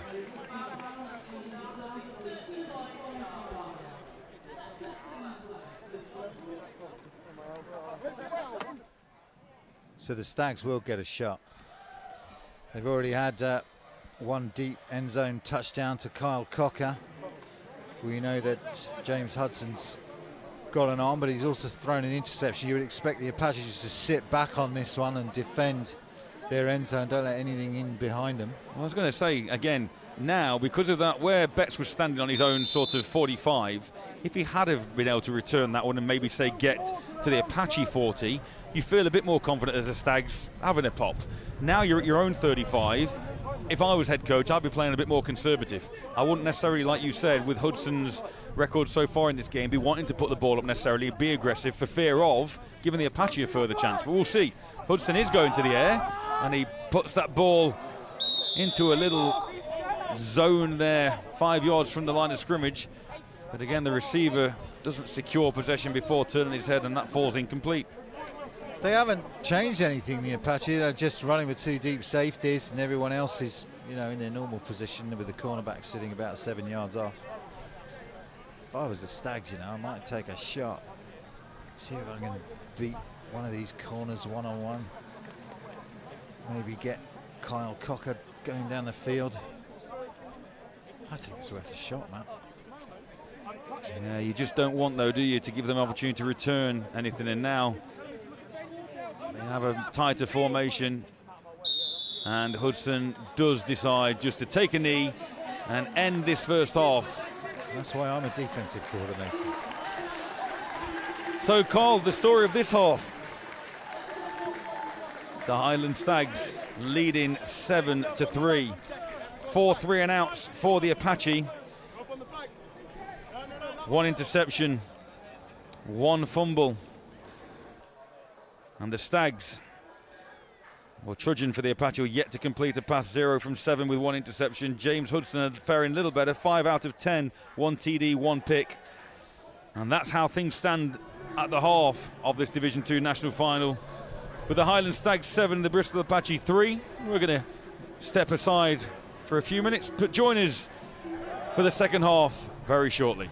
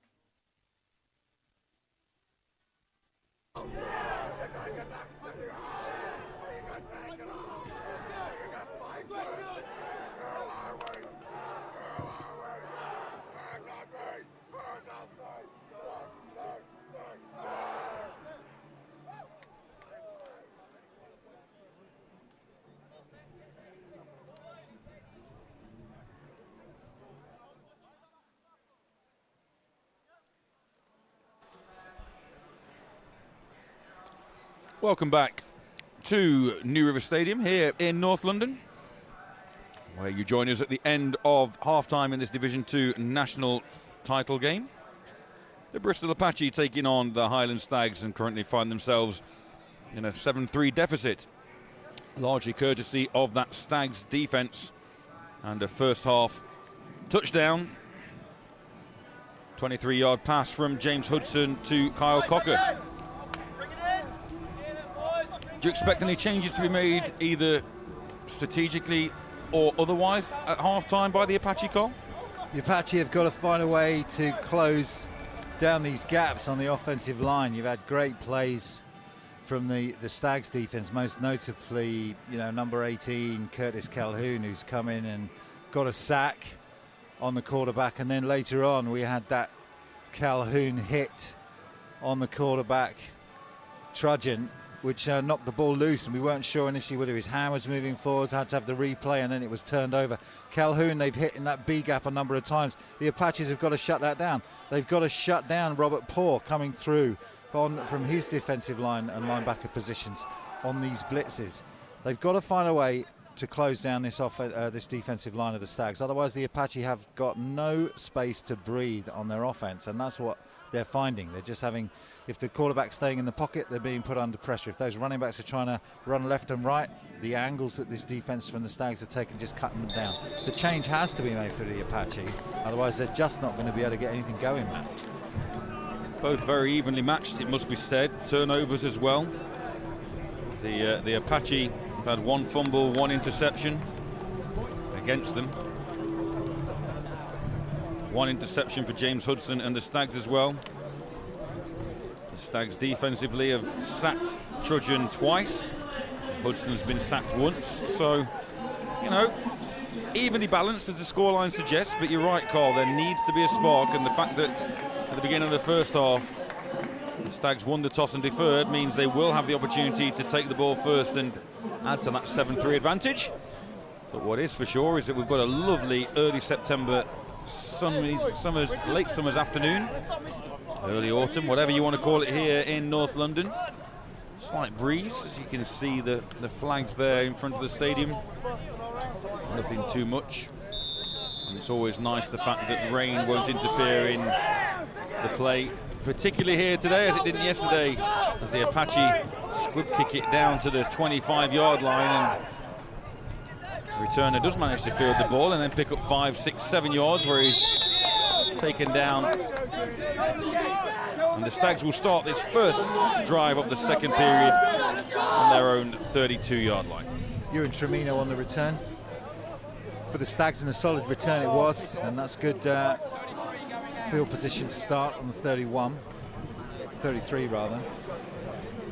So we'll see whether James Hudson can come out. He was good in the early quarter of that first half, but made that interception throw later on in the half, and they just lost some momentum to the Stags from some good Apache play. So let's see what they can do here. So Hudson and the Stags on first down draw the defensive line offside, and that's good discipline by the entire offense of the Stags, not jumping on that hard count. And from 1st and 10. Prior to the snap, offside with contact. Number 58 of the defense. 5-yard penalty, remains first down.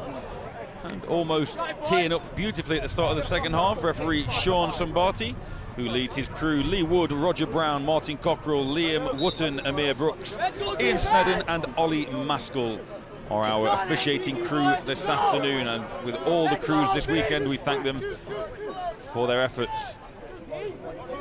So it's Lewis Kahn giving away those 5 yards, 1st and 5 Stags.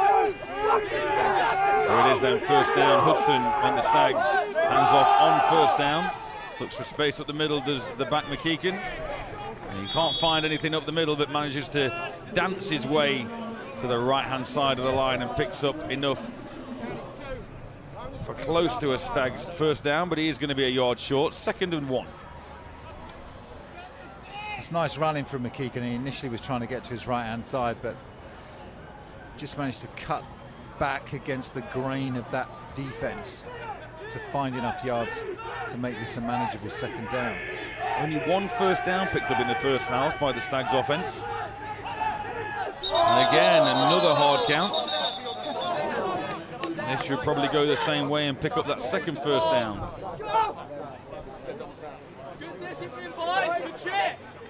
58 Ken putting his hand up saying, Rather snap. Snap infraction on number 53 of the offense. 5-yard penalty, remains 2nd down. It's gone against the offense that time. It was Interesting. Colin Hamilton, the centre, that was offside. Sorry, false started, and that's given them the 5 yards back. 2nd and 6. Still only 1 first down for this Stags offense so far. Woodson giving final instructions to his slot receiver.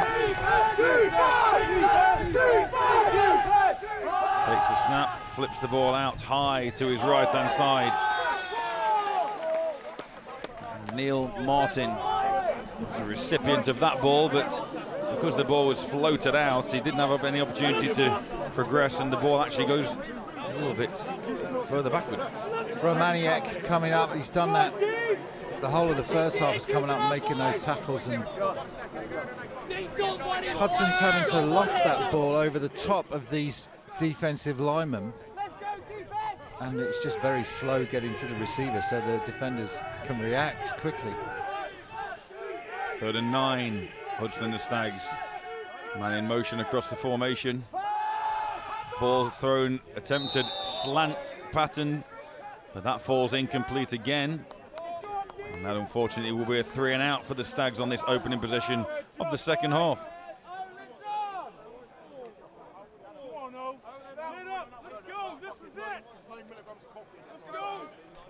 Stags offense stalling, aren't they, a little bit? I mean, lots of kind of early errors in that drive, penalties back and forth. 4th and 9. And that's the 4th 3 and out for the Stags this afternoon, matching that of the Apache. 4 3 and outs for both outfits. Hudson is the punter and does manage to get the kickoff.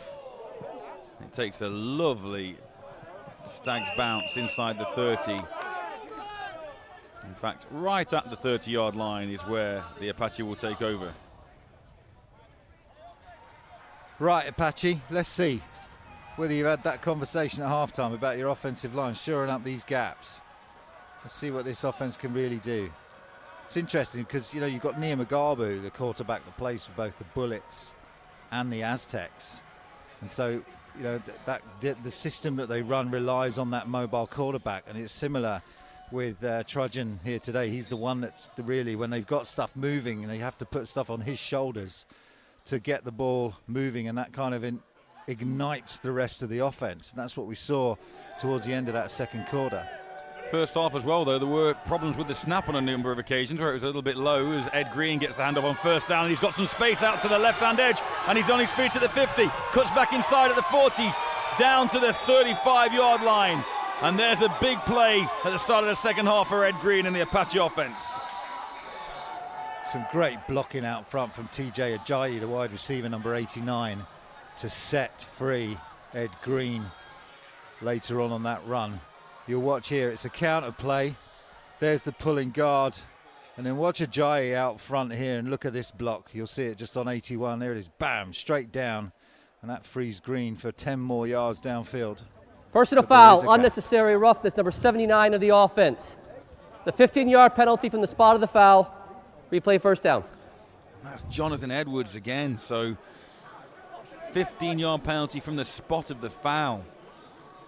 So, you know, that's going way back. Negates all that good work from Ed Green. And it's 1st and 15. It's killing them, Matt. It's absolutely killing their offense here. I have to alter my stats because I had put down that that's another first down picked up for the Apache, but scrub that due to the penalty. Trudgeon again goes to work. And this time he turns around to find Ed Green, but Ed Green isn't there. And I think this one's going to go against the Stags. Yeah, they got caught for a face mask early in the first. It was 68 that got caught. James Donaldson, we'll see whether he's gone high again. They're trying to do the quarterback follow as they did in the first half, but look, 65, 68. Personal foul. And it was actually 18. Face mask foul by the defense, number 65. It's a 15-yard penalty from the previous spot. Automatic first down. So Stuart Brimble gets caught on the face mask. And that gives them the 15 yards back. Back and forth, exciting penalty encounter. Well, very charitable of the Stags there. You gave us, we'll hand it back. As the sun shines here. Beautiful setting for Brit Bowl weekend. Division 2 National Championship game. And God, this one is a real higgledy-piggledy start to the second half so far. Penalty. Play blown dead. Here's referee Sambati. The previous play is under further review. So under review is that face mask penalty. There's our video replay officials. It looked like it was Calhoun that if anyone was going to be called on the face mask, it was Curtis Calhoun coming in late. But they did call Stuart Brimble on the face mask. But you can see our replay official there looking at the play. And this is what Here they're it watching. is, blown up a little. 68 is the first one to arrive. Brimble's the first one to arrive. There's Calhoun coming in. Referee's right there having a look. Definitely hands round the helmet area. It's whether or not there was grasping going on.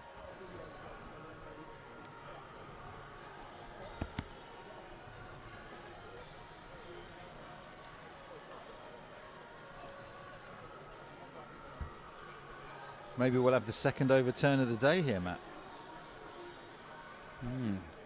Interesting.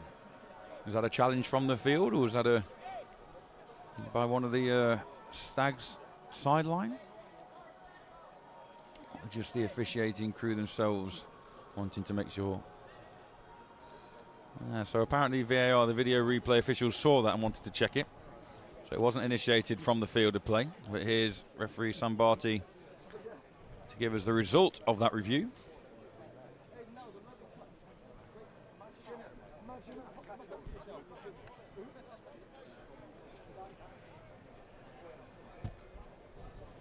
We had that other critical call early in the second quarter when the initially called an incomplete pass and then was called a turnover to the Stags based on the VAR. You'll see 65 coming in, then it's 68, then there's Calhoun. That's what they're looking at.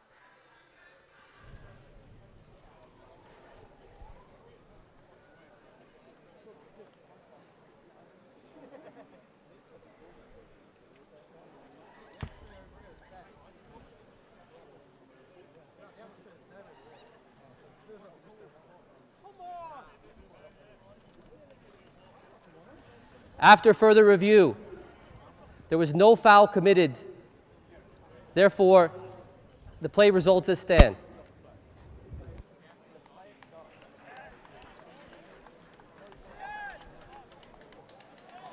So after all that, there's no foul.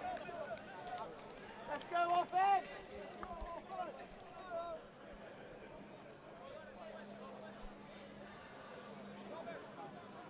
Looks like they're going to take that set of downs back and start again. Well, yeah, so it was first and 15 after the penalty against the Apache on that big Ed Green run. And so therefore, that will be a loss after the sack. So I think it'll be something like first and 20, although the chains are now moving again. A bit of confusion here on the sideline as to where to spot the chains.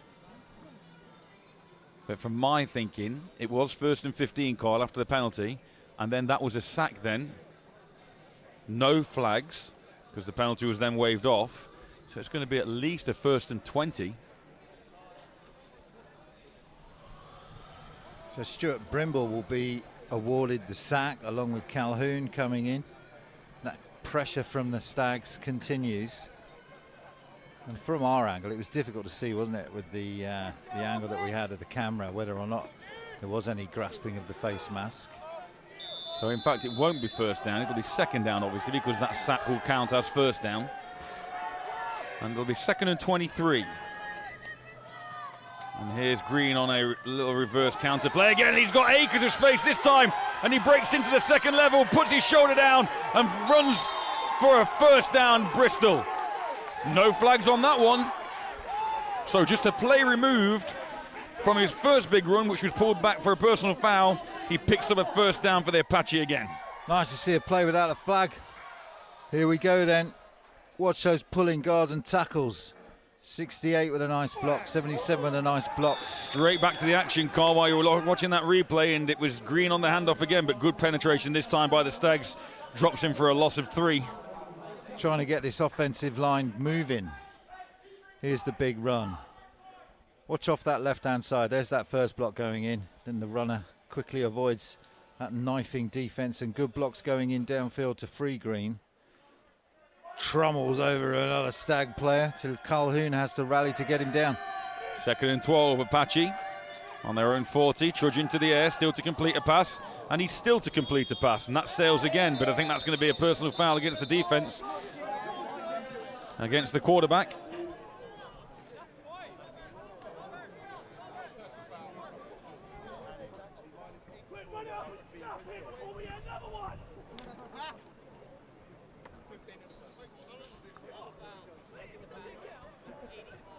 Yeah, that's roughing the passer.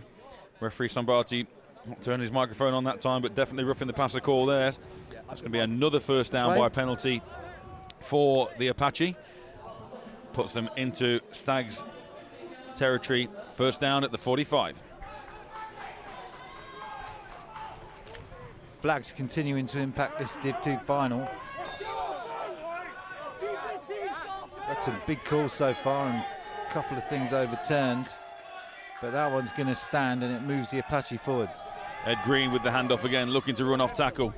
And he picks up 2, maybe 3 on 1st down.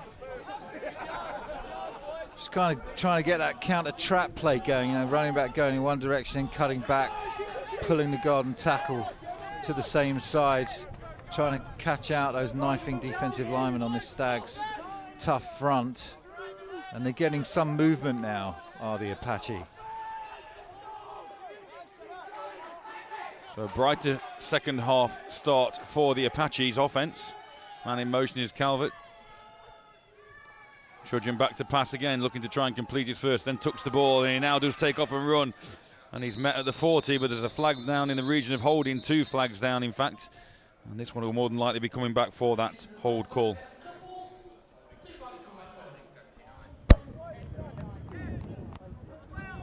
I personally had the defender give.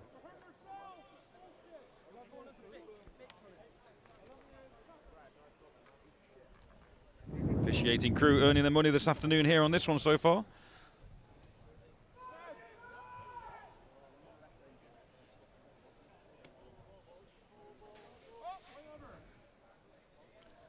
Marches them back 10 yards, so instead of 2nd and 8, it becomes 2nd and 18 after that flag.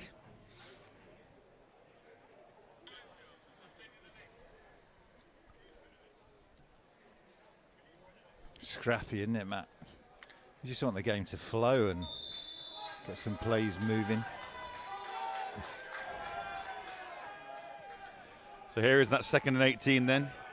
Trudgeon still to complete a pass as Calvert comes in motion again, and it's Ed Green again. They're really putting him to the sword at the moment, and another flag in the backfield, which is going to be the same call again. And Ed Green using a lot of energy. And although he's going the right way, the Apache aren't. Yeah, so like 80% of the plays now picking up flags. Some of these have been reversed, but a lot of them are standing as holds. You know, but there's there's no flow in the game. There is no flag on the play for chop block. There was not enough forcible contact in one of the 2 blocks. All right, so that's not even a flag. So they're going to take it back by the looks of things to 3rd and 8. But still, as you say, very disjointed, very bitty and bobby, no rhythm being allowed to be established. Although Ed Green does look a dangerous runner, Cole, when he's in space. He does, if he could just get a playoff. 3rd down, Ed takes a break. It looks like Trudgeon's going to the air. And he fakes to the flat and then goes over the top. There's a man wide open, but the man drops the football. But nevertheless, there is a flag anyway. And number 87 for the Apache, Jonathan Lee, that time had the opportunity to record the first completion for Trudgeon. Here's another flag. Don't quite know which way this one's going. Neither team appear to be walking back. Both green jerseys and grey jerseys look confused. The start of this second half is, I mean, what is that? It must be 80-90% of the players just had a flag on. And it just, you can't get any idea of where the momentum is in the game. Everything's stopping, everything's started. You get stuff up, comes up to VAR, then it gets reversed down on the field. No flow to the game.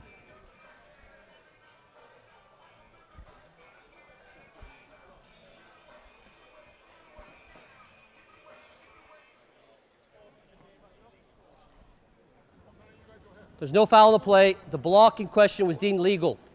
Well, how many times are we going to have flags thrown that are either not a foul and get picked up or come up here and get reversed? Absolutely, absolutely. And that incompletion then does bring up 4th down for the Apache. And based on score, field position and time left in the game, the Apache are going to look to try and pin Betts and the Stags back deep in their own half.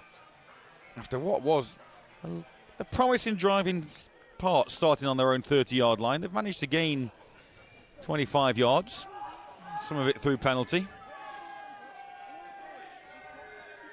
But by no means out of it yet are the Apache. Low snap again, which has been a theme. Oh, and he does really well there to just try and let his coverage team get down close to the end zone. It's fielded by one of the up-backs. And that's going to be a flag, but that's going to be a flag against Highland. I think a late hit out of bounds may well be the call. Personal foul again. So this will pin the Stags back deep in their own territory, maybe to the 10-yard line. Yeah, I mean, that looked like a legitimate flag. You got a player coming off his feet. You got to keep players safe. But it looks like you got two tremendously undisciplined teams with all the flags coming. That's not the case at all. What you do have is a legitimate flag on that one, which I think will be upheld, although every single flag is debated with every single referee. Sloppy, isn't it? Just sloppy start to the second half. You can feel the atmosphere is a little flat, and nobody really, either offence, the crowd here, nobody's really been allowed to get into After the play was here. over, personal foul, unnecessary roughness, late hit, number 18. That penalty will be assessed half the distance. 1st down. Curtis Calhoun guilty of the flag that side.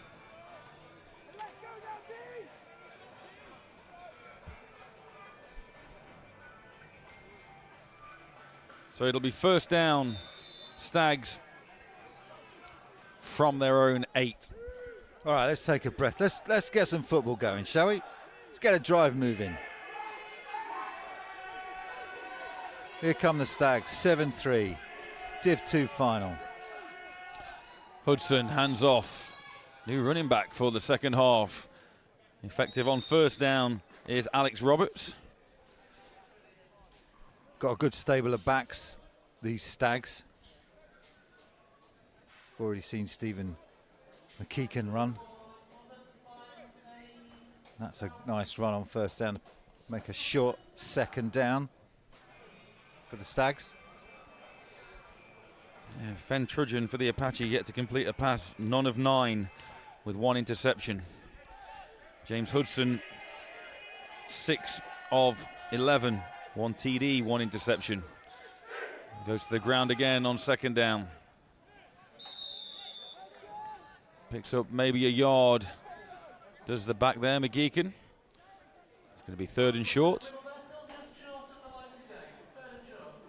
He's made some tough yards between the tackles as McGeek and this Aztecs defense, as we've described. They're quick, they're fast, they take good angles. But he's not going to get anything on that one. It's going to bring up 3rd and 3.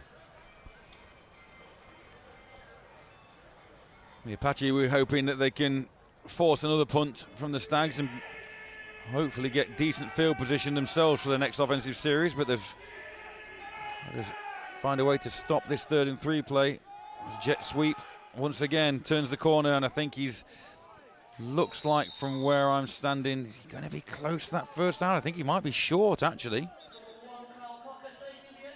Kyle Cocker on the end around that time, and it is a Stags first down, not by much. They got to work for everything, haven't they, these Stags? The Apache's just not giving them anything. And you get the feeling that if the Apaches actually cut back on these holds and these issues that they've been having, that they could actually begin to get some holes going in this game. But at the moment, Stags struggling with their running game, but doing enough to get the chains moving.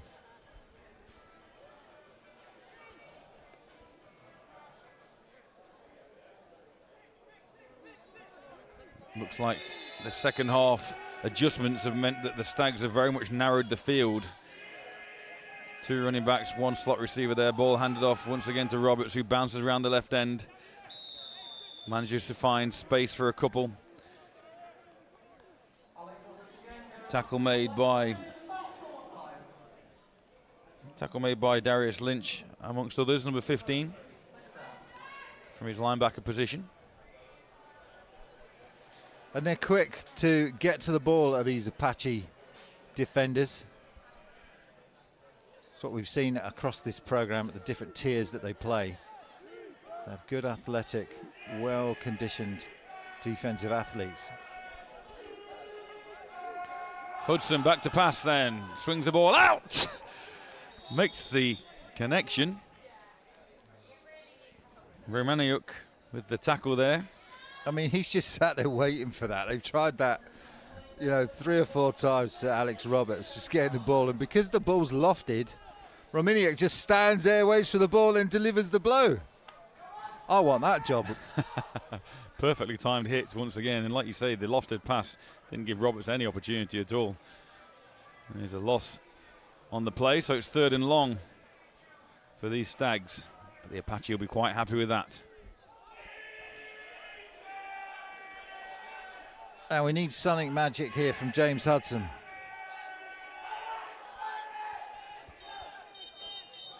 That's probably going to be either offside or a false start, one of the two, whichever way the officials saw that.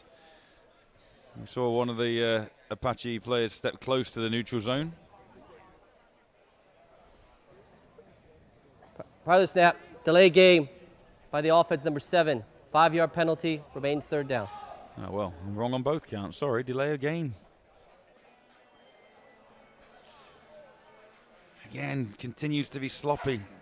Hudson, as quarterback there, has got to make sure he knows what's going on and orchestrate this offense a little more efficiently than he is doing. 3rd and nearly 20 now. That's when you try and draw him offside, we just run out of time. Hudson really got to go to the air on this one. Drops back, looks, flushed out of the pocket to his right again. Pops the ball up and over, and that's close. Didn't see who it came down with, but it's going to be incomplete anyway. I think actually James Baines might have managed to snag that ball in, but out of bounds.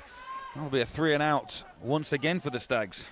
Great coverage on the scramble. You see it, I tried this before. Hudson off to his right-hand side, and then they just try and get something down the sideline to Cocker. But it was Baines that was right there on the defensive coverage, and they've played that well. This game needs a lift. This game needs something. It does. Will it come on this punt? Either a block or some kind of return from the Apache. Romaniuk is standing on the Stags 45, and then he backs up. Ball bounces inside Apache territory and rolls down to the 35. And he rolls out of bounds at the Apache 36, and Romaniuk decides to leave that one alone. Let's see if the Apache can find any lightning in a bottle.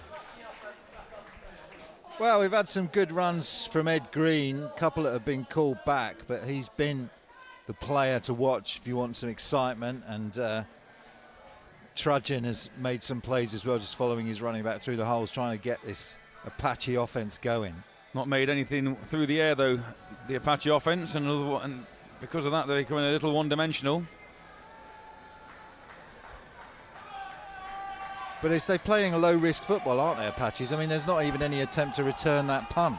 And it's a high punt, you can get under it, make a return. I think at the moment it's kind of stalemate. But, you know, it's going to take a spark if the Apache actually want to win this one. Well, I was going to say, it's almost like they're trying not to lose rather than playing to win, both these teams. As Ed Green gets the ball on first down, picks up 3 yards. It feels like that. We don't want to lose rather than let's go out and win. Yeah, everyone's playing very cautiously. But you want that spark from the Apache, don't you, to light it up. We need a score. Either the Stags, you know, extend their lead, or these Apaches come back and get the lead themselves, which will ignite this Stags offense. You feel like you've not seen the best of either of these teams yet. Well, the fewest points that the Apache scored in any game was 18. As Trudgeon takes off and finds a hole through the centre, and he's over halfway down to the 45, but that will be an Apache first down. Good work from the quarterback. Yeah, and that's what they like to do on offense across this program at the three different levels, whether it's university, Div 1 or Prem.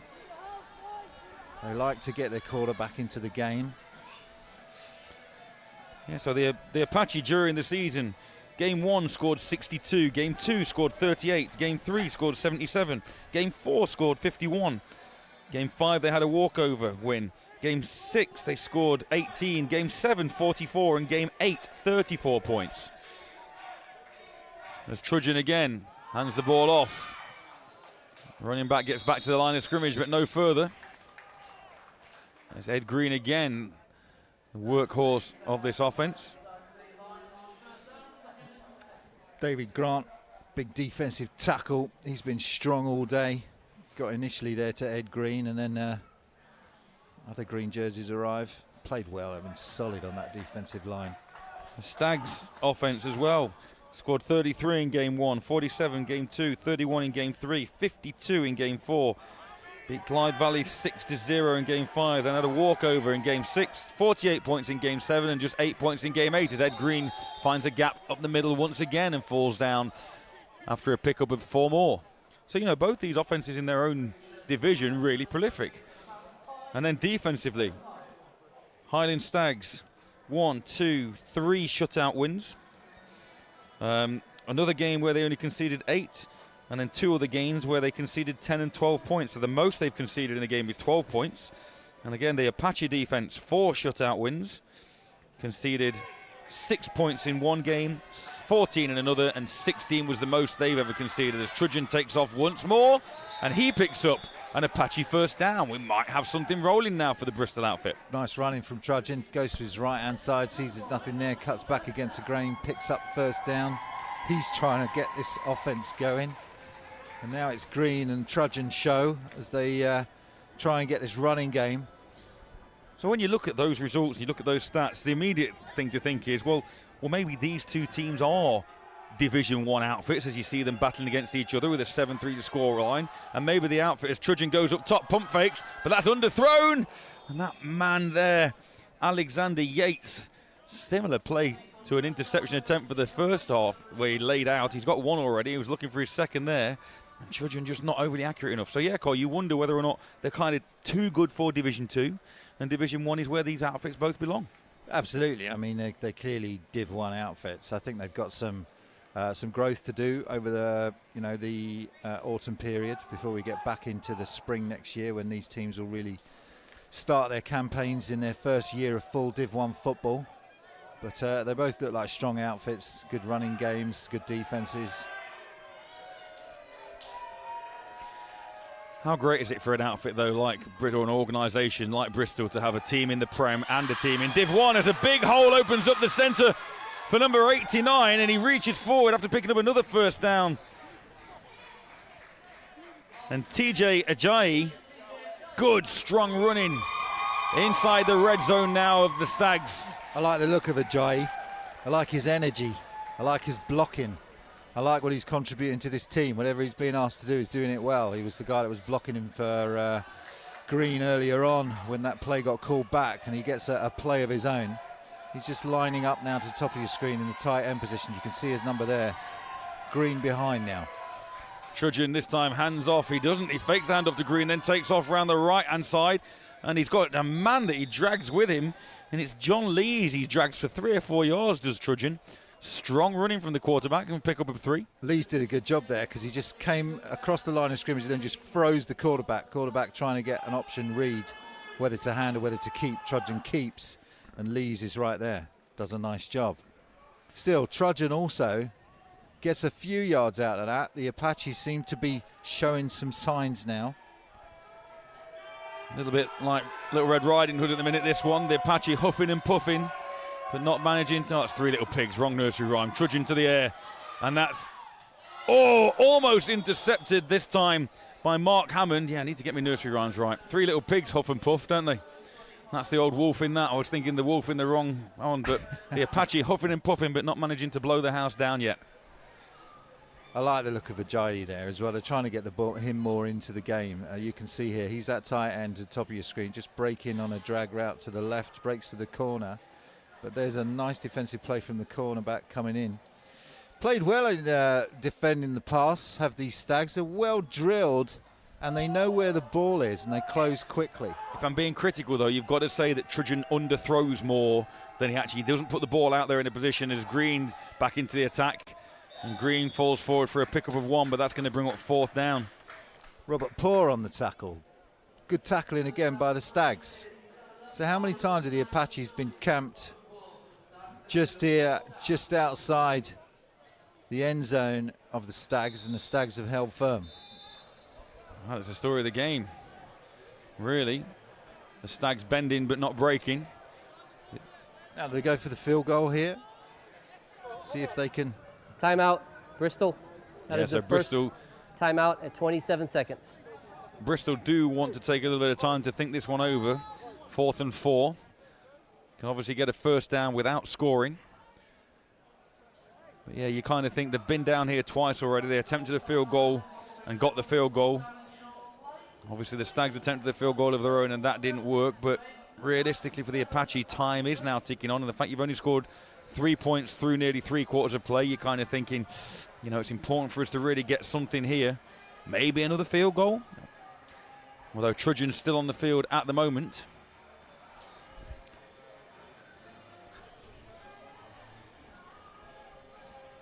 You can win with 3 field goals in a game like this. Do you close it to a 1-point game? Come back? It's been difficult for them to get into the end zone against this stout Stags defense, especially when the pitch gets squeezed like this. But if there's no score on the board here, this will be a Q3 to forget. You see, you've got to look back at these stats. Unfortunately, 0 of 10 attempts and 1 interception for Trudgeon. So, you know, when you're in that sort of mindset, the Stags defense are kind of thinking, well, that passing game's not that much of a threat. And here is Trudgeon. You kind of think maybe, as he sends Ed Green out in motion, I thought he might end up trying to run it himself, and he does find a gap, and he's through it up the middle, close to the end zone, touchdown Apache. Trudgeon with his legs takes the lead for the Bristol team. Well, that's what they needed. They put it on the shoulders of Trudgeon and Green and Ajayi, and they get the job done against this very tough Stags defense. Watch the play now. It's Ajayi that's going to be the lead blocker. There's the block there, and that frees up Trudgeon just to get his way into the end zone. He does a nice job just keeping his legs moving. Key block from Ajayi, and the Bristol Apache will take the lead on that. Let's see if they can extend it to 3.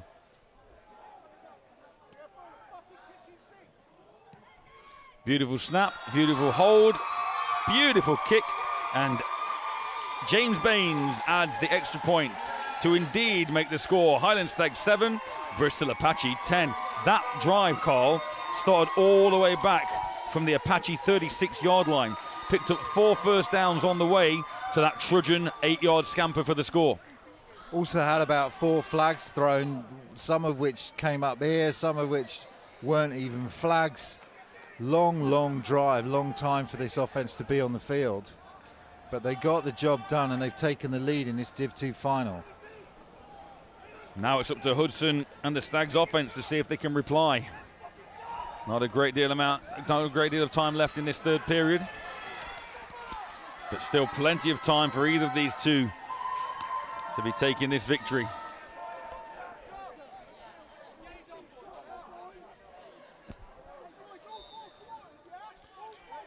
So Baines back to kick. 3 returners. It's a nice high hanging kick once again. Number 9 on the return is Mark Piper, and Piper steps to his left. Gets up to the 30 before he's brought down at the 32-yard line.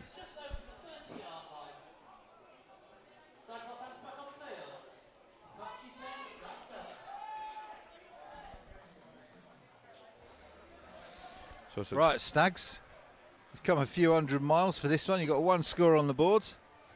Your defense has played well, but you've gone down.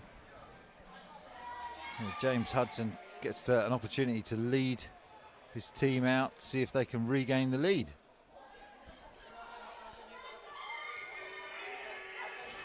So McGeekin in the backfield alongside Hudson, 2 receivers either side. Piper comes in motion to create trips on the right.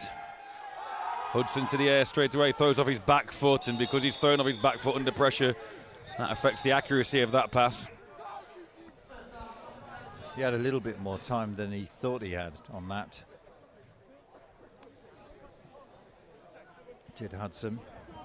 That's the end of the third quarter. Set his feet. And that is the end of the third quarter, Cole. The quarter that's been dominated by the Bristol offense.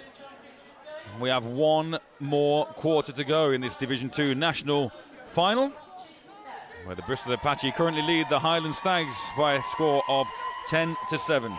And now the nice thing is about that score is it kind of forces the Stags to be a little bit more positive, doesn't it? It does. They have to be now. They've travelled all this way, all the way down to London for this final. Got a great season. They took an early lead. Their defence has tried to defend it, but ultimately the Apache scrapped their way into the end zone, and believe me, it was a scrap. They've not had a completed pass. They've had to try everything. Eventually it was trudging. Their quarterback manages to get his way in.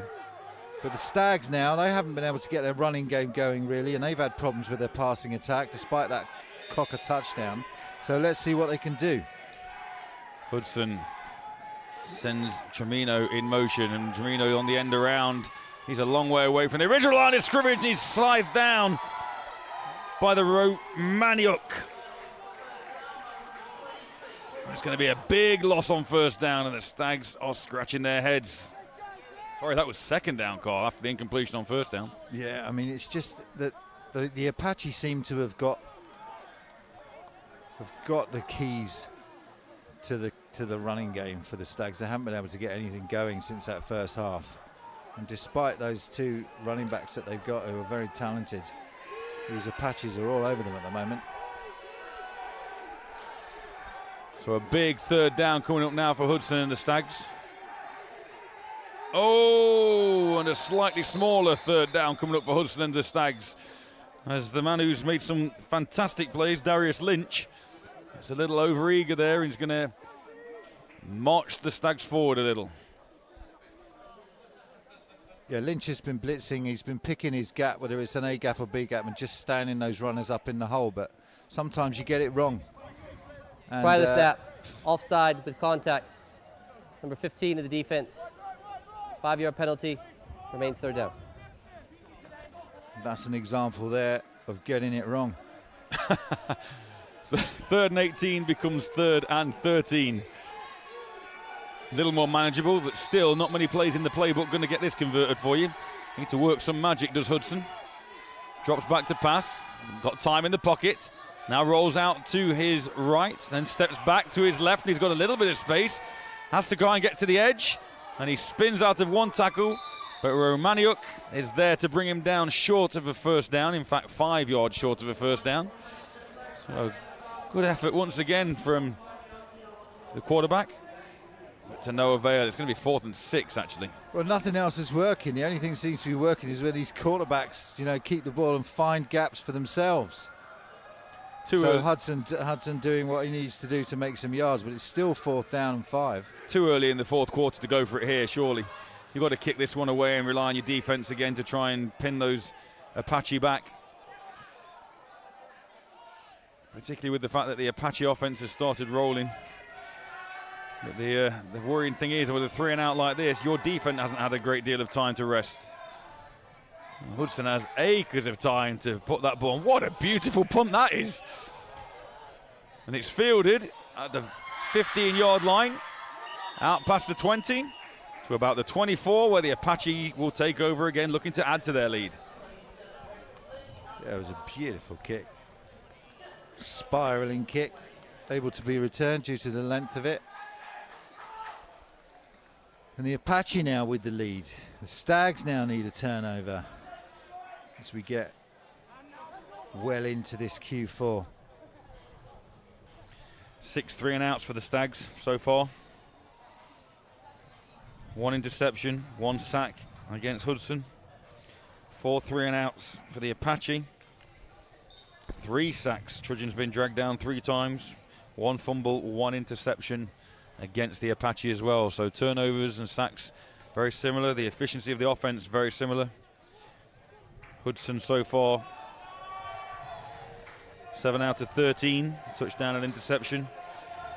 Trudgeon none out of 11 as Green takes the ball, and he's managed to find the edge and almost got past the last defender to make it big down the field. It's going to be so close to a first down, right on the line to gain, and in fact that is a first down.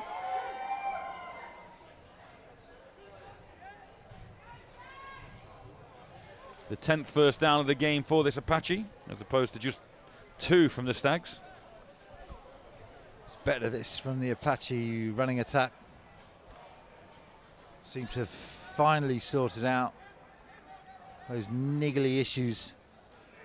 We can really see what this offense can do. Trudgeon taking off again after another low snap. Picks up 3.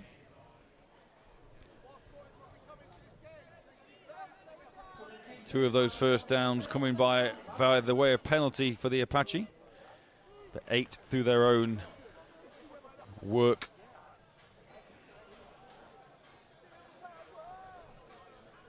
Remember, coming up at 5 o'clock is the Division 1 final between the South 1 East champs, the Cambridgeshire Cats, and the North 1 champs, the East Kilbride Pirates. Stay with us for that if you can. Kick off at 5 o'clock. Another low slap. Trudgeon manages to field the snap and get it off to his running back. Why has it been so difficult for these Apache to run? I'll tell you why. They've got a nose tackle in there of the Stags. They've got 2 defenders either side of them, and then they've got stand-up defensive ends as well at that line of scrimmage, giving them a 5-man line. In addition, they're crowding the A and B gaps, making it really, really hard for these runners to find any daylight at all. And that's why you've seen it so difficult. They're having to use counter traps and different ways to free up space in this offensive line. Now on 3rd and 7, can Trudgeon complete his first pass of the afternoon, or will they go back to the ground? And he does look to... No, the answer is he can't. That's unfortunately. Intended receiver there was James Tomlinson, who was flaring out into the flats, but that ball just wasn't accurate at all, unfortunately, from Trudgeon. It's the right call. They're blitzing 6, but they're so fast in getting there, are these Stags. They clearly rely on pressure to get the job done, and it is getting the job done. Apaches have really struggled today to rack up yards and points. They only scored 10. Their average scores closer to 35.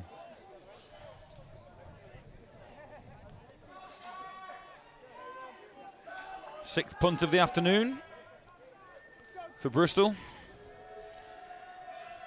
Going to give Highland a chance as well. Another low snap. And this time Romaniuk's in trouble and he's not going to be able to kick it, but he does. He uses his athleticism and manages to get a good kick away, and that one's fumbled. That is muffed, and the Apache take advantage of that. You can't advance it. You can't advance it, but you can recover it. Oh, wow. That's Michael Home. Michael Home, who decided to try and field that, and it's always difficult when you're running onto a high kick like that. And I tell you what, how well did Romaniuk do to actually get a kick away? Michael Home plays linebacker and tackle. I think he should have left that one alone. Here's the replay. Look at the pressure here from the Stags. 99, 49, then it's 75. Romaniuk does really well even to get the ball away. And then Michael Home says, I can do it, I can do it. Oh, not at that speed. Not without a lot of reps. And so it's going to be the Apache that will take that ball over. Alex Moorfield, opposition linebacker. Good run coverage down the field and manages to think quickly and drop on that one. And yeah, the Apache once again then starting on the Stags 43 on this one.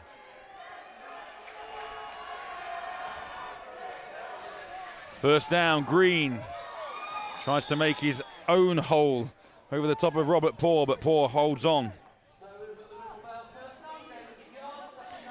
Do you know, Carl, this is the the second time only that the Apache have started in the Stags half. They started on the Stags 29 at one point during the first half. Other than that, they've been their own 35, their own 21, their own 24, their own 37, their own 39, their own 31, their own 21, their own 30, their own 36, and their own 23. Timeout has been called by Highland. Timeout has been called by Highland. So let's see if they can take advantage of this good field position. Part of that timeout is just allowing the Stags defense to have a rest. You know, they're playing that fourth down, they're expecting to come off the field. They don't get an opportunity to do that. It's a good call by the coaching staff. Just let them get some water on, take the 90 seconds, you know, take some deep breaths, go back in, because it's still a very, very tight game that they can win. But they've got to get this Apache team off the field. They've had no problem doing that today, but they have to keep fresh. Trivia question for you coming up. If the Apache do hold on to win this one, I wonder if there's ever been a team that has won a national title game with the quarterback only completing one pass and that being to the opposition.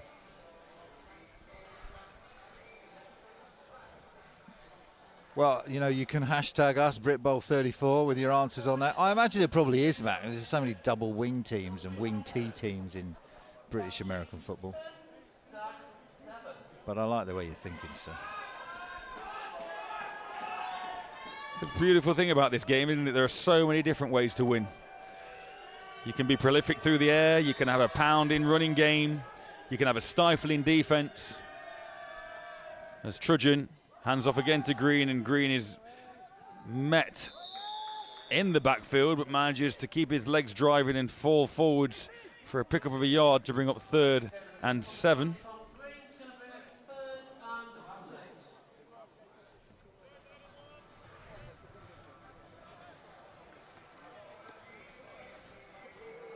So maybe the muff pump won't be too disadvantageous for the Stags if they can hold the Apache here on 3rd down. See if they try and get this ball to, use Ajayi, number 89. He's in the backfield at the moment as the up back, and it's actually Trudgeon that's going to take off on his own again. And the ball's spilt out, and it's still loose. Well, I think the Apache have managed to fall, and they have fallen and recovered that one. And it's a fumble recovery by Anthony Larty for a 1st down for the Apache. Oh, man, the breaks just aren't going the Stags' way, are they? They had that muffed return on the punt that they didn't need to touch. And now, after a great hit, first man on the ball is an Apache player. And they get a 1st down.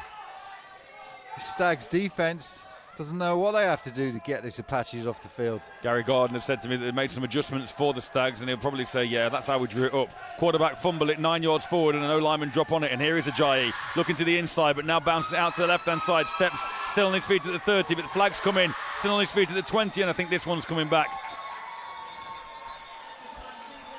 Ajayi, though, like you said, electric. I like his energy, I like his size, I like his feet, I like his attitude. But I don't like the hold.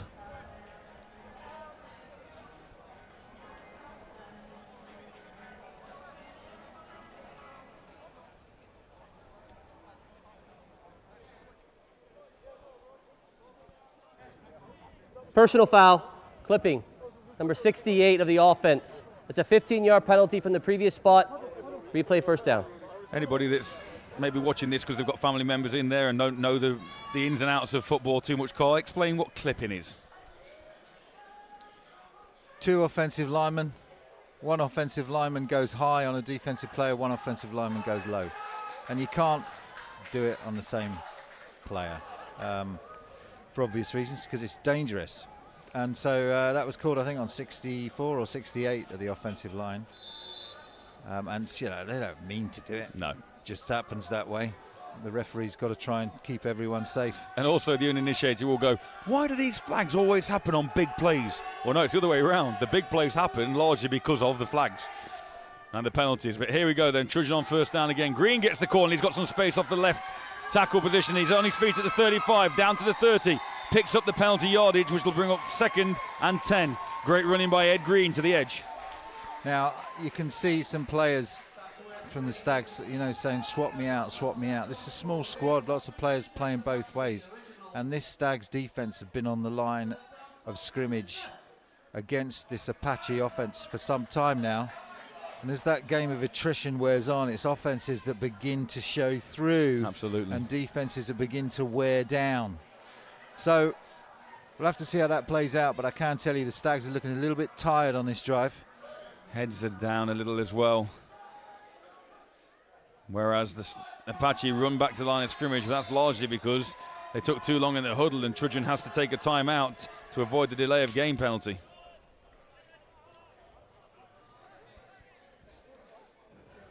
Timeout. Bristol. 7:31 remaining. 7:31.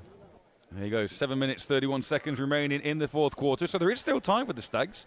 If they can hold the Apache to maybe a field goal here or better. So plenty to play for still for the Highland outfit. And they're taking that time out again to get some water on, to get oxygen into those lungs, to just stretch out those muscles a little bit, just so they can take on this onslaught from this Apache offense again that are slowly beginning to get their running game going. It was a long trip down from Scotland for these Highland Stags. They came down last night, but it takes a little bit out of you. Bristol also had a trip. I mean, it's not just Highland, but it's a hell of a long way from up there. It's a long way down from Nottingham, Cole, for us. We've been here both days working hard. Are you oxygenated? You getting some water on? I feel hydrated and oxygenated, but my knees are about to give way. You're looking good though in your slippers. Got rid of the formal wear. Comfy slippers on behind the commentary booth. Don't give all the secrets away, Matt. I've got my shoes rubbing blisters on the back of my heels, taking one for the team. But here we go then, we resume play after the timeout. It's 2nd and 10 after that great run by Ed Green. Trudgeon again, hands off. Oh, and a new back comes into play, Matt Holloway. Matt Holloway almost takes that ball standing still, and as soon as he gets the ball in his possession, he's stood up by that man, Robert Poor, once again, who's been instrumental on that front line for the Stags. Different back, same result. Knifing through is Robert Poor. Done that all game long. You're looking at that Stags core defensive line, 75-66. But then what they do is they bring in 2 stand-up defensive ends as well, and then linebackers on top. Trudgeon to the air, flag down, and then, oh, now that is an outstanding catch, but unfortunately there is a flag down. But credit where credit's due, unfortunately, not overly accurate with the pass again, but Jonathan Lee rotates, puts a paw out, grabs it one-handed and pulls it into his body, but I think all for nothing, unfortunately. I don't know if we can see that in the replay. But if that's the first completion for Trudgeon this afternoon, then what a catch that is. Let's have a look at this call. Well, this is what it took to get that first completion. Twisting his body around, right hand goes up. Oh, on the knees, beautifully taken. That would have been a completion. What a great piece of concentration from Jonathan Lay. And what a great replay as well. Incredible. But unfortunately, you can see the way that they're marching back, that's going to be against the Apache. So all counts for none, unfortunately, for Trudgeon and Jonathan Lee.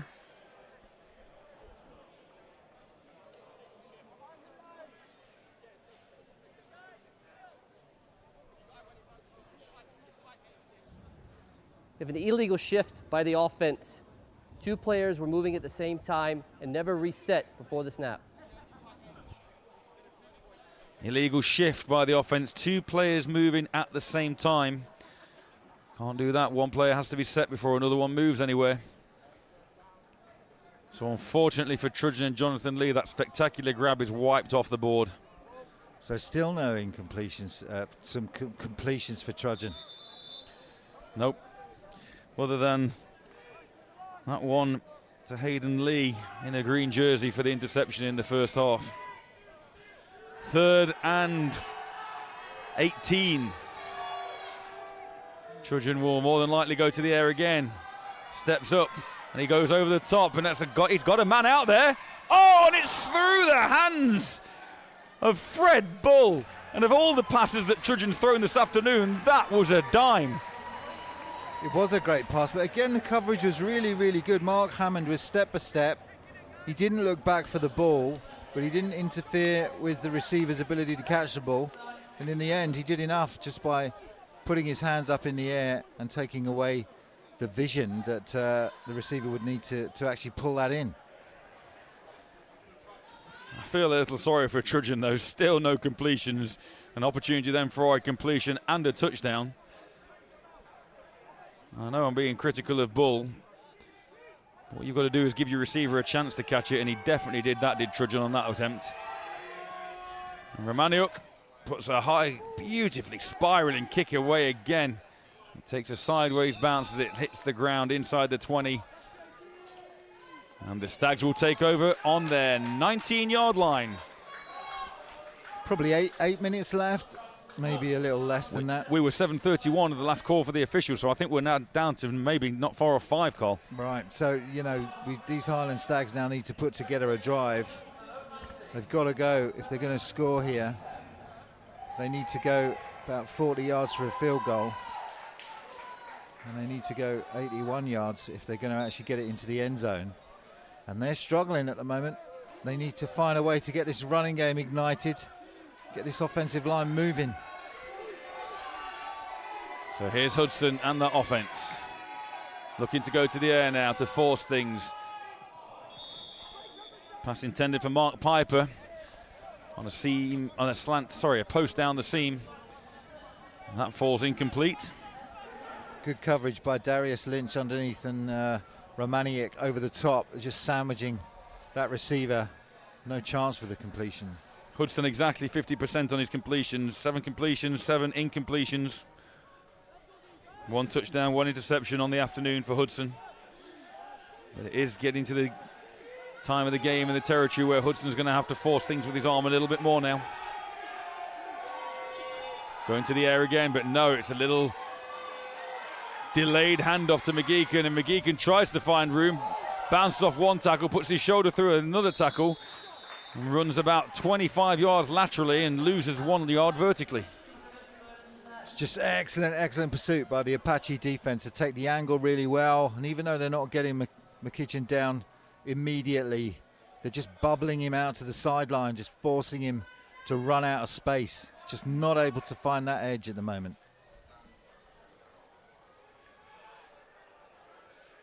So McMeekin, apologies, I think we've been calling his name slightly wrong all afternoon. McMeekin, great effort there. On 2nd down, but only for a loss of 1, and Hudson's going to have to go to the air this time, you'd feel.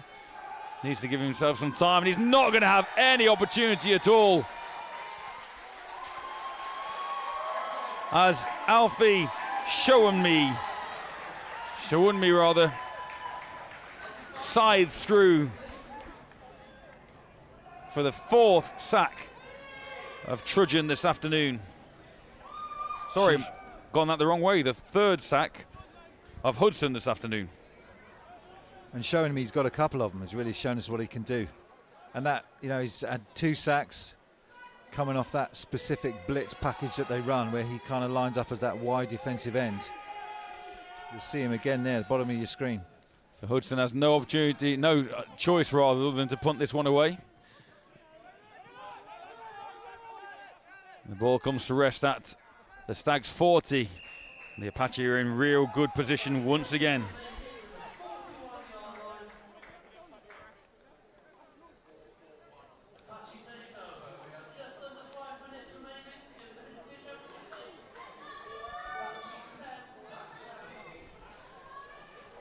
First down Apache on the Stags 40-yard line.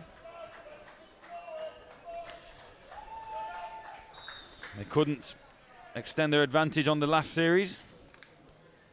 And now, as much as anything, they'll be looking to run down the clock as well as try and put some points on the board. As we're under 5 minutes here at New River Stadium in the Division 2 National Final. Highland Stags 7, Bristol Apache 10. Trudgeon hands off. And Ed Green, a big hole. One of the biggest holes he's had all afternoon to run through. First contact doesn't occur to the round about 6 yards past the line of scrimmage. And he ends up picking up 8 for 2nd down and 2. Those linemen on that defensive line of scrimmage are just slanting to the wrong side. It just enables Green to hit that B gap at pace, pick up some yards, get the feeling Stags defense are getting tired. Real good position now for Trudgeon in the offense. 2nd down and short 2. And they can just milk this clock, as I'm sure. Trudgeon's going to try and complete a pass, and miscommunication again between Ajayi and Trudgeon. Trudgeon thought that Ajayi was just going to go on that little quick out pattern, and Ajayi had other plans, running an out and up, a little chair out, and another incompletion for Trudgeon. Yeah, nearest player to that was Stags player Calhoun.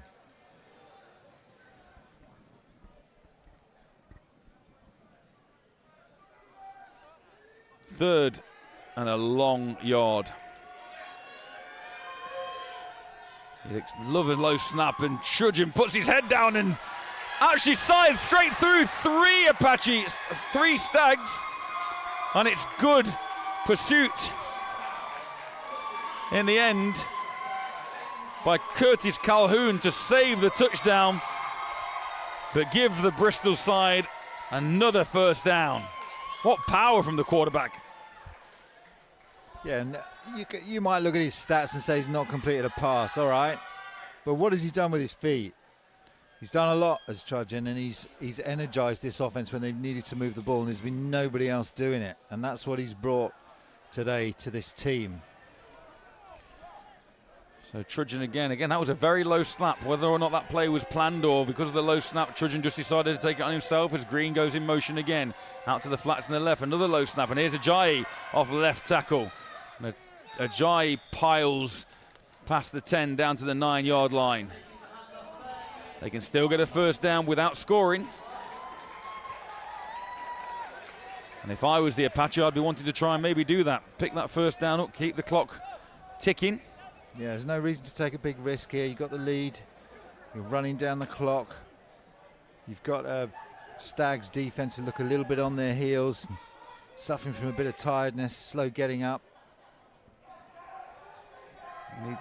This stage of a game, we start thinking MVP candidates call. As you've mentioned, Trudgeon at the moment, even though he's not been effective through the air, has very much run the offense on the ground as Ed Green states his claim. Powering inside the 5, down to the 4. Now that is 1st down, 1st and goal. Things going to plan on this drive.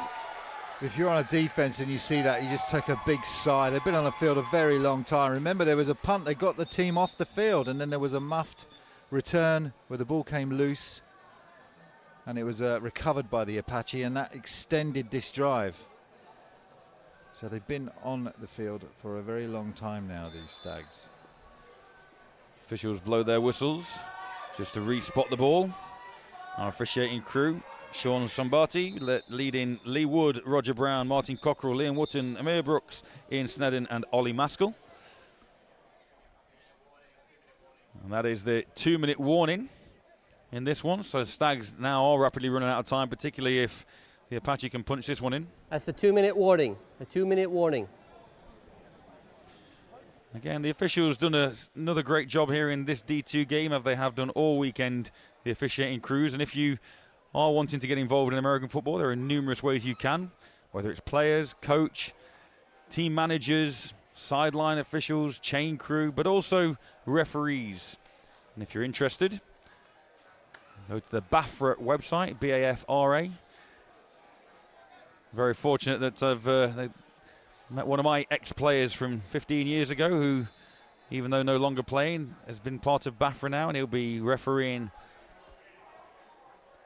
Well, he'll be part of the officiating crew in the D1 game later on this afternoon, so there are plenty of ways that you can keep involved in this game, even if you're not physically kitting up and playing. So here we go then, 1st and goal for the Apache. Late substitution from the Stags, as Jamie Boss takes his place on the defensive line. The big figure of Ed Green lining up behind Trudgeon. Ed Green gets the call and he looks to the left and he cuts back to the right, and that could be the winning touchdown for the Bristol Apache. Ed Green, 3-yard touchdown run. Bristol. Just felt coming, didn't you? You felt like Apache were slowly wearing this tough Stag defense down. Here's the run here off the left-hand side. It's Green. Great blocking. No flags this time as they seal that edge. And Green finally gets his just desserts. He's been running well and he's had a lot of calls called back, but finally gets into the end zone. Baines looking to add the extras. Beautifully done again by the special teams of the Apache. And that gives them a 10-point lead with under 2 minutes left in this one. And a lot to ask now for the Stags when they haven't scored the entire second half. To muster 10 points in this time seems like a bridge too far for the Scottish outfit. Well, it's going to come down to James Hudson. He's the team captain of the offense. You know, the Stag QB, you know, they call him a smart tactician on the field. He played with the Wildcats. He even coached as head coach of the junior program. So he's got the brains. Has he got the tools around him? Kyle's his favourite target. So we'll be looking for Kyle Cocker, number 1 on the field, if they can get something done here. But first they've got to get their way through and get a decent return on the kick off. What do you do if you're the Apache actually here? Do you sort of squib it again and not give them opportunity for that return, knowing that there's a 10-point difference? Or do you try and boot it deep and pin them back and hope your coverage team will do their work? You kick it deep, man. It's a good kick down to the 10-yard line, but it does give Betts the opportunity to return, and he comes up the middle and he's on his feet at the 30, to the 35 and down at the 38-yard line. All right, you've got a good return. You're 2 scores down. You've got to get something going. Your favourite receiver is Kyle Cocker, but you have other weapons as well. See what James Hudson can do here. He's thrown for 17 touchdowns and over 800 yards through the air in his first full season here. So you would hope that he can do something. So the Stags start their latest possession on their own 38-yard line.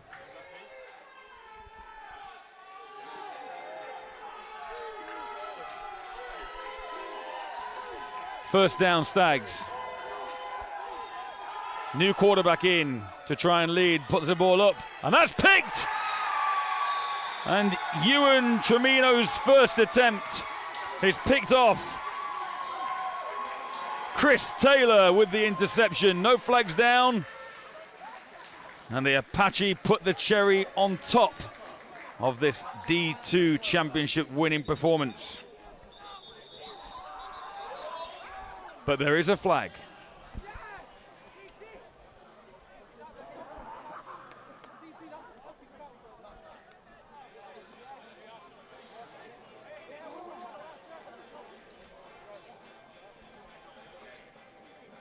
It's against the defense, but is it before or after the interception? Let's have a listen to our referee.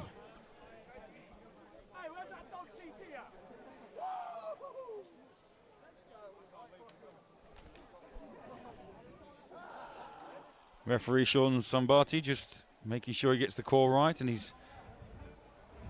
After the play was over, unsportsmanlike conduct, 52 by Bristol.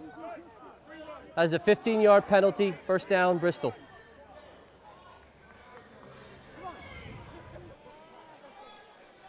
So that's a massive play. Not only the pick, but a 15-yarder as well, which will march Bristol back a bit, but they won't be too bothered because they've got the ball after that interception. Stags needing to take some chances, right? They needed to get something down the field, but you'd hope that you wouldn't be picked off on the very first play from scrimmage after your opponent goes ahead by 2 scores. But then the breaks. Indeed they are, and I think we were clutching at straws largely, thinking that Highland could get back into it, but new quarterback Tremino comes in and throws a pick as the Apache themselves bring in a new signal caller, Simon Harris.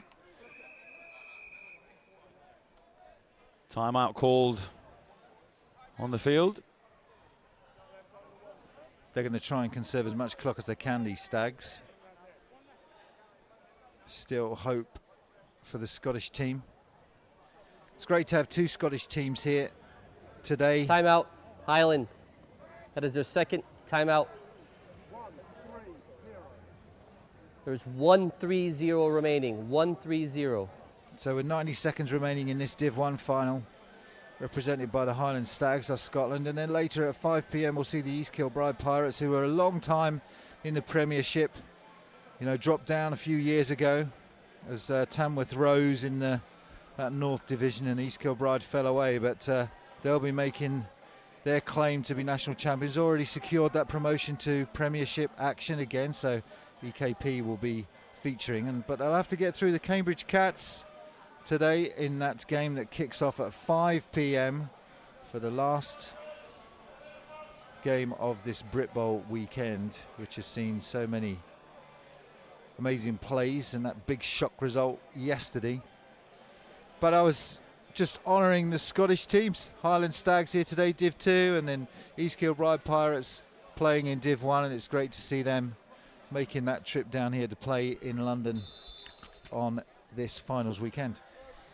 It's been a great weekend all round. The BAFA have put on a very slick Brit Bowl weekend here at New River once again. As the ball is handed off to Matt Holloway, and Holloway turns the edge on the left-hand side, and he's still on his feet, and he's shoved down at midfield, but that's another first down for the Apache. Stags haven't got any answers now. Travelled hundreds of miles this season. Travelled over 3,000 miles to get to various games this season as this Stags team. Travelled hundreds of miles yesterday to get down here for this game, and they had a really good performance early on in the half. That is the last timeout. 1-2-1 remaining. Timeout, Highland. So they're still trying to conserve time, and they're still fighting, but you feel like they've run out of energy, run out of steam. Well, yeah, it's a difficult one. You know, realistically as a player now, 80 seconds left, 10 points down. You've not even got the football. You're now playing for pride and just trying to stop the Apache from running up the score. And I'm sure the Apache won't be trying to run up the score at all, knowing that it's 10 as the O-line and the D-line look, shaking hands on it. Final timeout called, so you kind of think with the formation as well that you can see now, it's just going to be take a knee time for Simon Harris and this Apache team. No point risking any more injuries now. First down, and Harris does take another low snap, drops to a knee, And I think there will possibly be one more down to play as both teams congratulate each other. Ball isn't yet with referee Sambati to raise aloft. So I think there'll be one final play call for Simon Harris just to take a knee in victory formation. And then we turn our attention to MVP. A tricky one.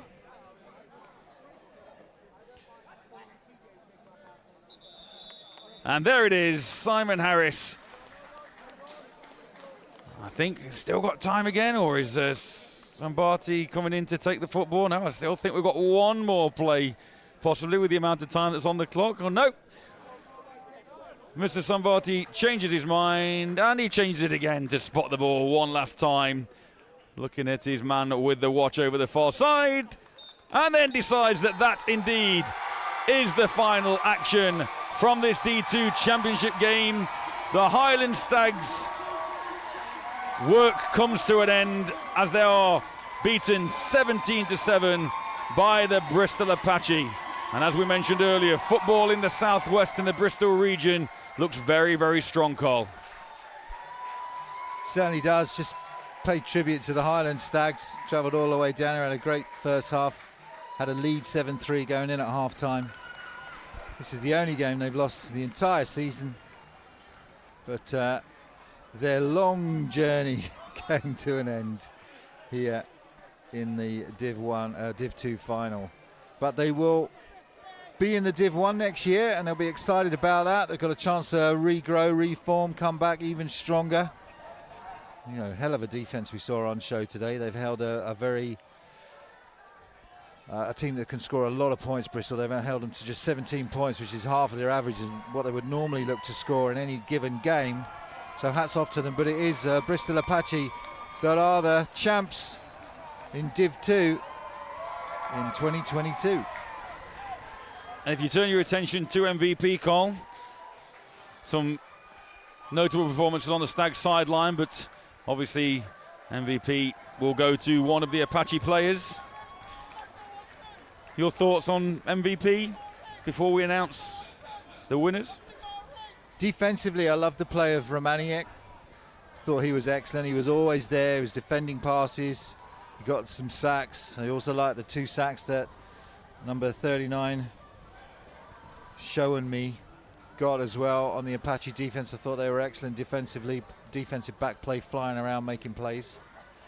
But I would say the quarterback, you know, you've got to put it in his hands. And in the end, when they needed a lift, when they were just 7-3 down and they couldn't get anything going, it was Trudgen that took to his heels.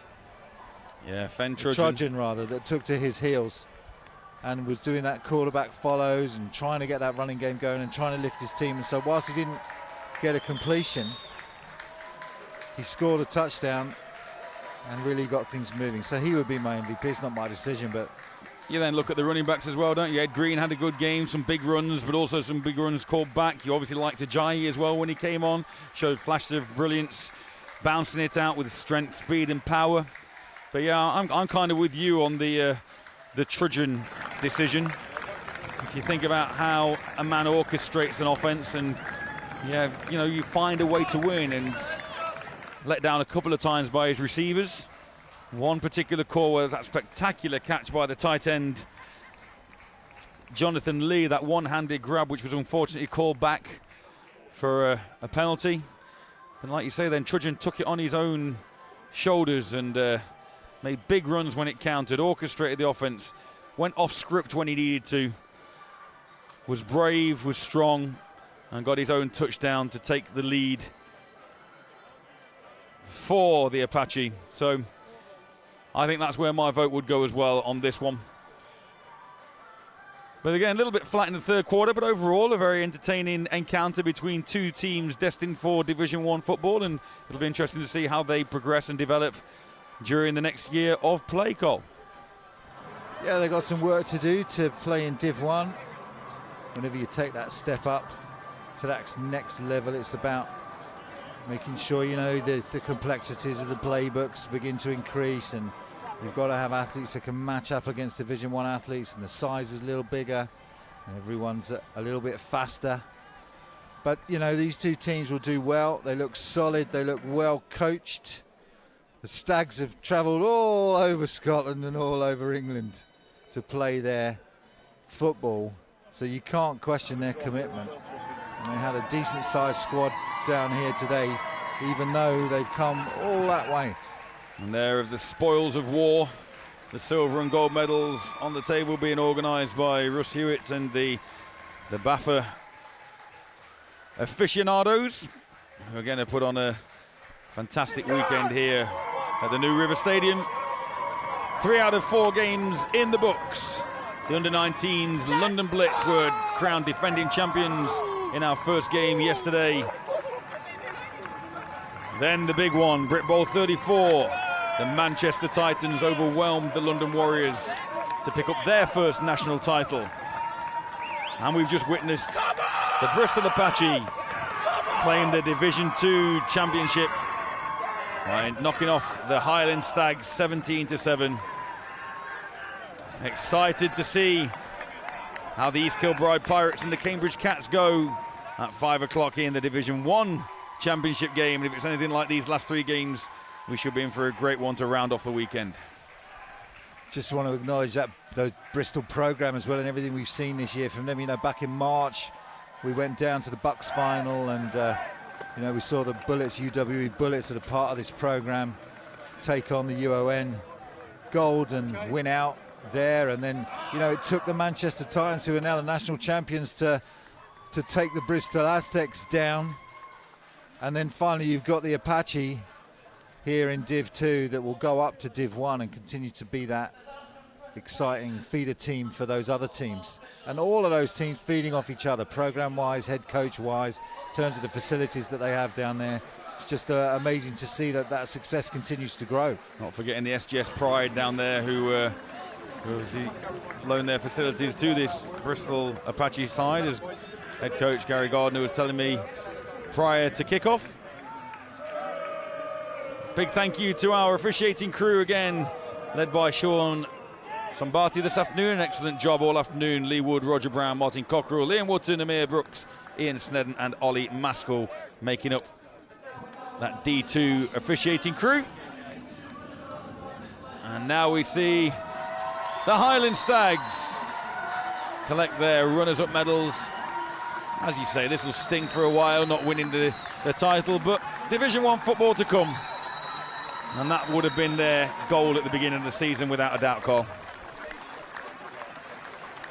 That's right, and they've had an excellent season, and I like their story as well. They started off as a junior outfit. It took them a number of attempts to get them to actually get registered as a senior team. The reason being because other teams didn't want to travel all that far to play them, you know, and would object to having them in that division. But COVID was a gift for them, because it meant that there was an additional division in Scotland that they could play in, and it meant that they could get registered as an adult outfit, and they've done really well this season, winning out up to this point. So we wish them all the way for their Division 1 aspirations, and we're sure they will do well. Great to see the camaraderie at the end of that game as well between both teams as the final seconds ticked off and handshakes were going around. You can see the respect from the Bristol Apache there in the background. Well, we can see, you can't at the moment on your shot, but there are a warm round of applause all the way around, and you know that the Highland Stags will remain on the field as the Apache collect their winners' medals. Great feeling around the Brit Bowl community. It took them 6 years to get registered. Wow. And multiple attempts. And on the morning of the club's annual awards night, they got the letter through that they'd finally achieved league status, and here they are with promotion in their first season. And as I'm glancing down there on the sideline, there'd obviously be disappointment, but equally I can see smiles amongst the green shirts as well. And when they realise in coming days and weeks what they've actually accomplished this season, and they'll rest happy, knowing that they've achieved the goal they set out to. But now we turn our attention to the Division 2 national champions. And forward come the Bristol Apache.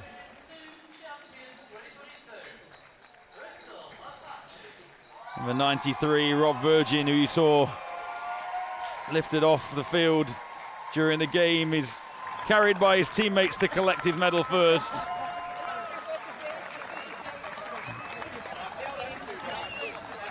By Showanmi and teammate Josh Shepherd, ensuring that Rob Virgin collects his medal first. And they carry him over to the award podium, followed by the rest of this Division 2 winning Bristol Apache side. It was over a decade ago that the Bristol Academy Yaztec started this second team to give those people in Bristol a more social or recreational team to play on. Because, you know, the demands of the Premiership's just not for everyone, right? So this team began in Division 2. They made the playoffs 5 out of the last 7 seasons. They were runners-up in 2016 to the Bury Saints. But they've gone up and down Division 1, Division 2, and they're now back in Division 1, having successfully had a really great season. We'll have to see what their future holds for them. Obviously, they have the Aztecs that are in the Premiership now, the Apache in Div 1, and those programs sharing players between them. And I guess your progression, if you are an Apache, is to go into Aztecs. But that doesn't take anything away from this unit and this group of individual coaches and players that have had an outstanding season, and hats off to them. It is no small feat to win Division 2. You get tested from various different teams and all over the country in the playoffs, and they have won it all. Absolutely. Beat the Norwich Devils in the quarter-final 32-6. Dismantled the Northampton Knights 35-0 in the semi-final. The Knights themselves were 8-0 at that point. And as I mentioned earlier, a tricky schedule really, because only the Somerset Wyverns, the Torbay Trojans and the Cornwall Monarchs in the SFC West second division. So Bristol and those 3 other teams make up a 4-division team. As we see quarterback Fen Trudgeon not only collect the winner's medal, but also receive the National Championship MVP. So congratulations to Fen Trudgeon. The way he's orchestrated that offense today, well deserved in our opinion, Col. Yeah, when they needed a spark, it was Trudgeon that brought him it. You know, he wasn't doing so well through the air, but it's a quarterback that has resilience. And Gary Gardner, head coach of the Bristol Apache, raises the Division 2 National Championship trophy, which signals that the 2022 season for Division 2 and the Bristol Apache finishes on a high note. Fantastic end to this Division 2 game and great scenes from the field.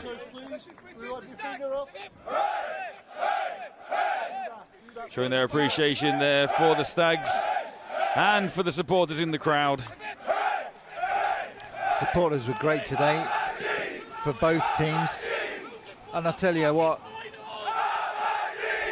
although it's the Apache that have won the game there, and you're hearing those chants, we also had chants from the Stags as they give the Apache war chants. Apologies if you heard any obscenities there from the celebrations on the sideline, but I'm sure you can understand the excitement of these players. And fair play to the Stags for staying through that ceremony as well. Great pictures there for Gary Gardner. There's Romaniuk alongside him. And that is that for this Division 2 final. Carl, it's been a pleasure as always. We're going to go and take a break. Congratulations to the Bristol Apache, commiserations to the Highland Stags. Join us a little bit later on at around about 20 to 5 for the build-up to the final game from this weekend's Britball 34 weekend. And that'll be the Division 1 final between the East Kilbride Pirates and the Cambridge Cats. We're going to go and get freshened up, and we'll see you later on.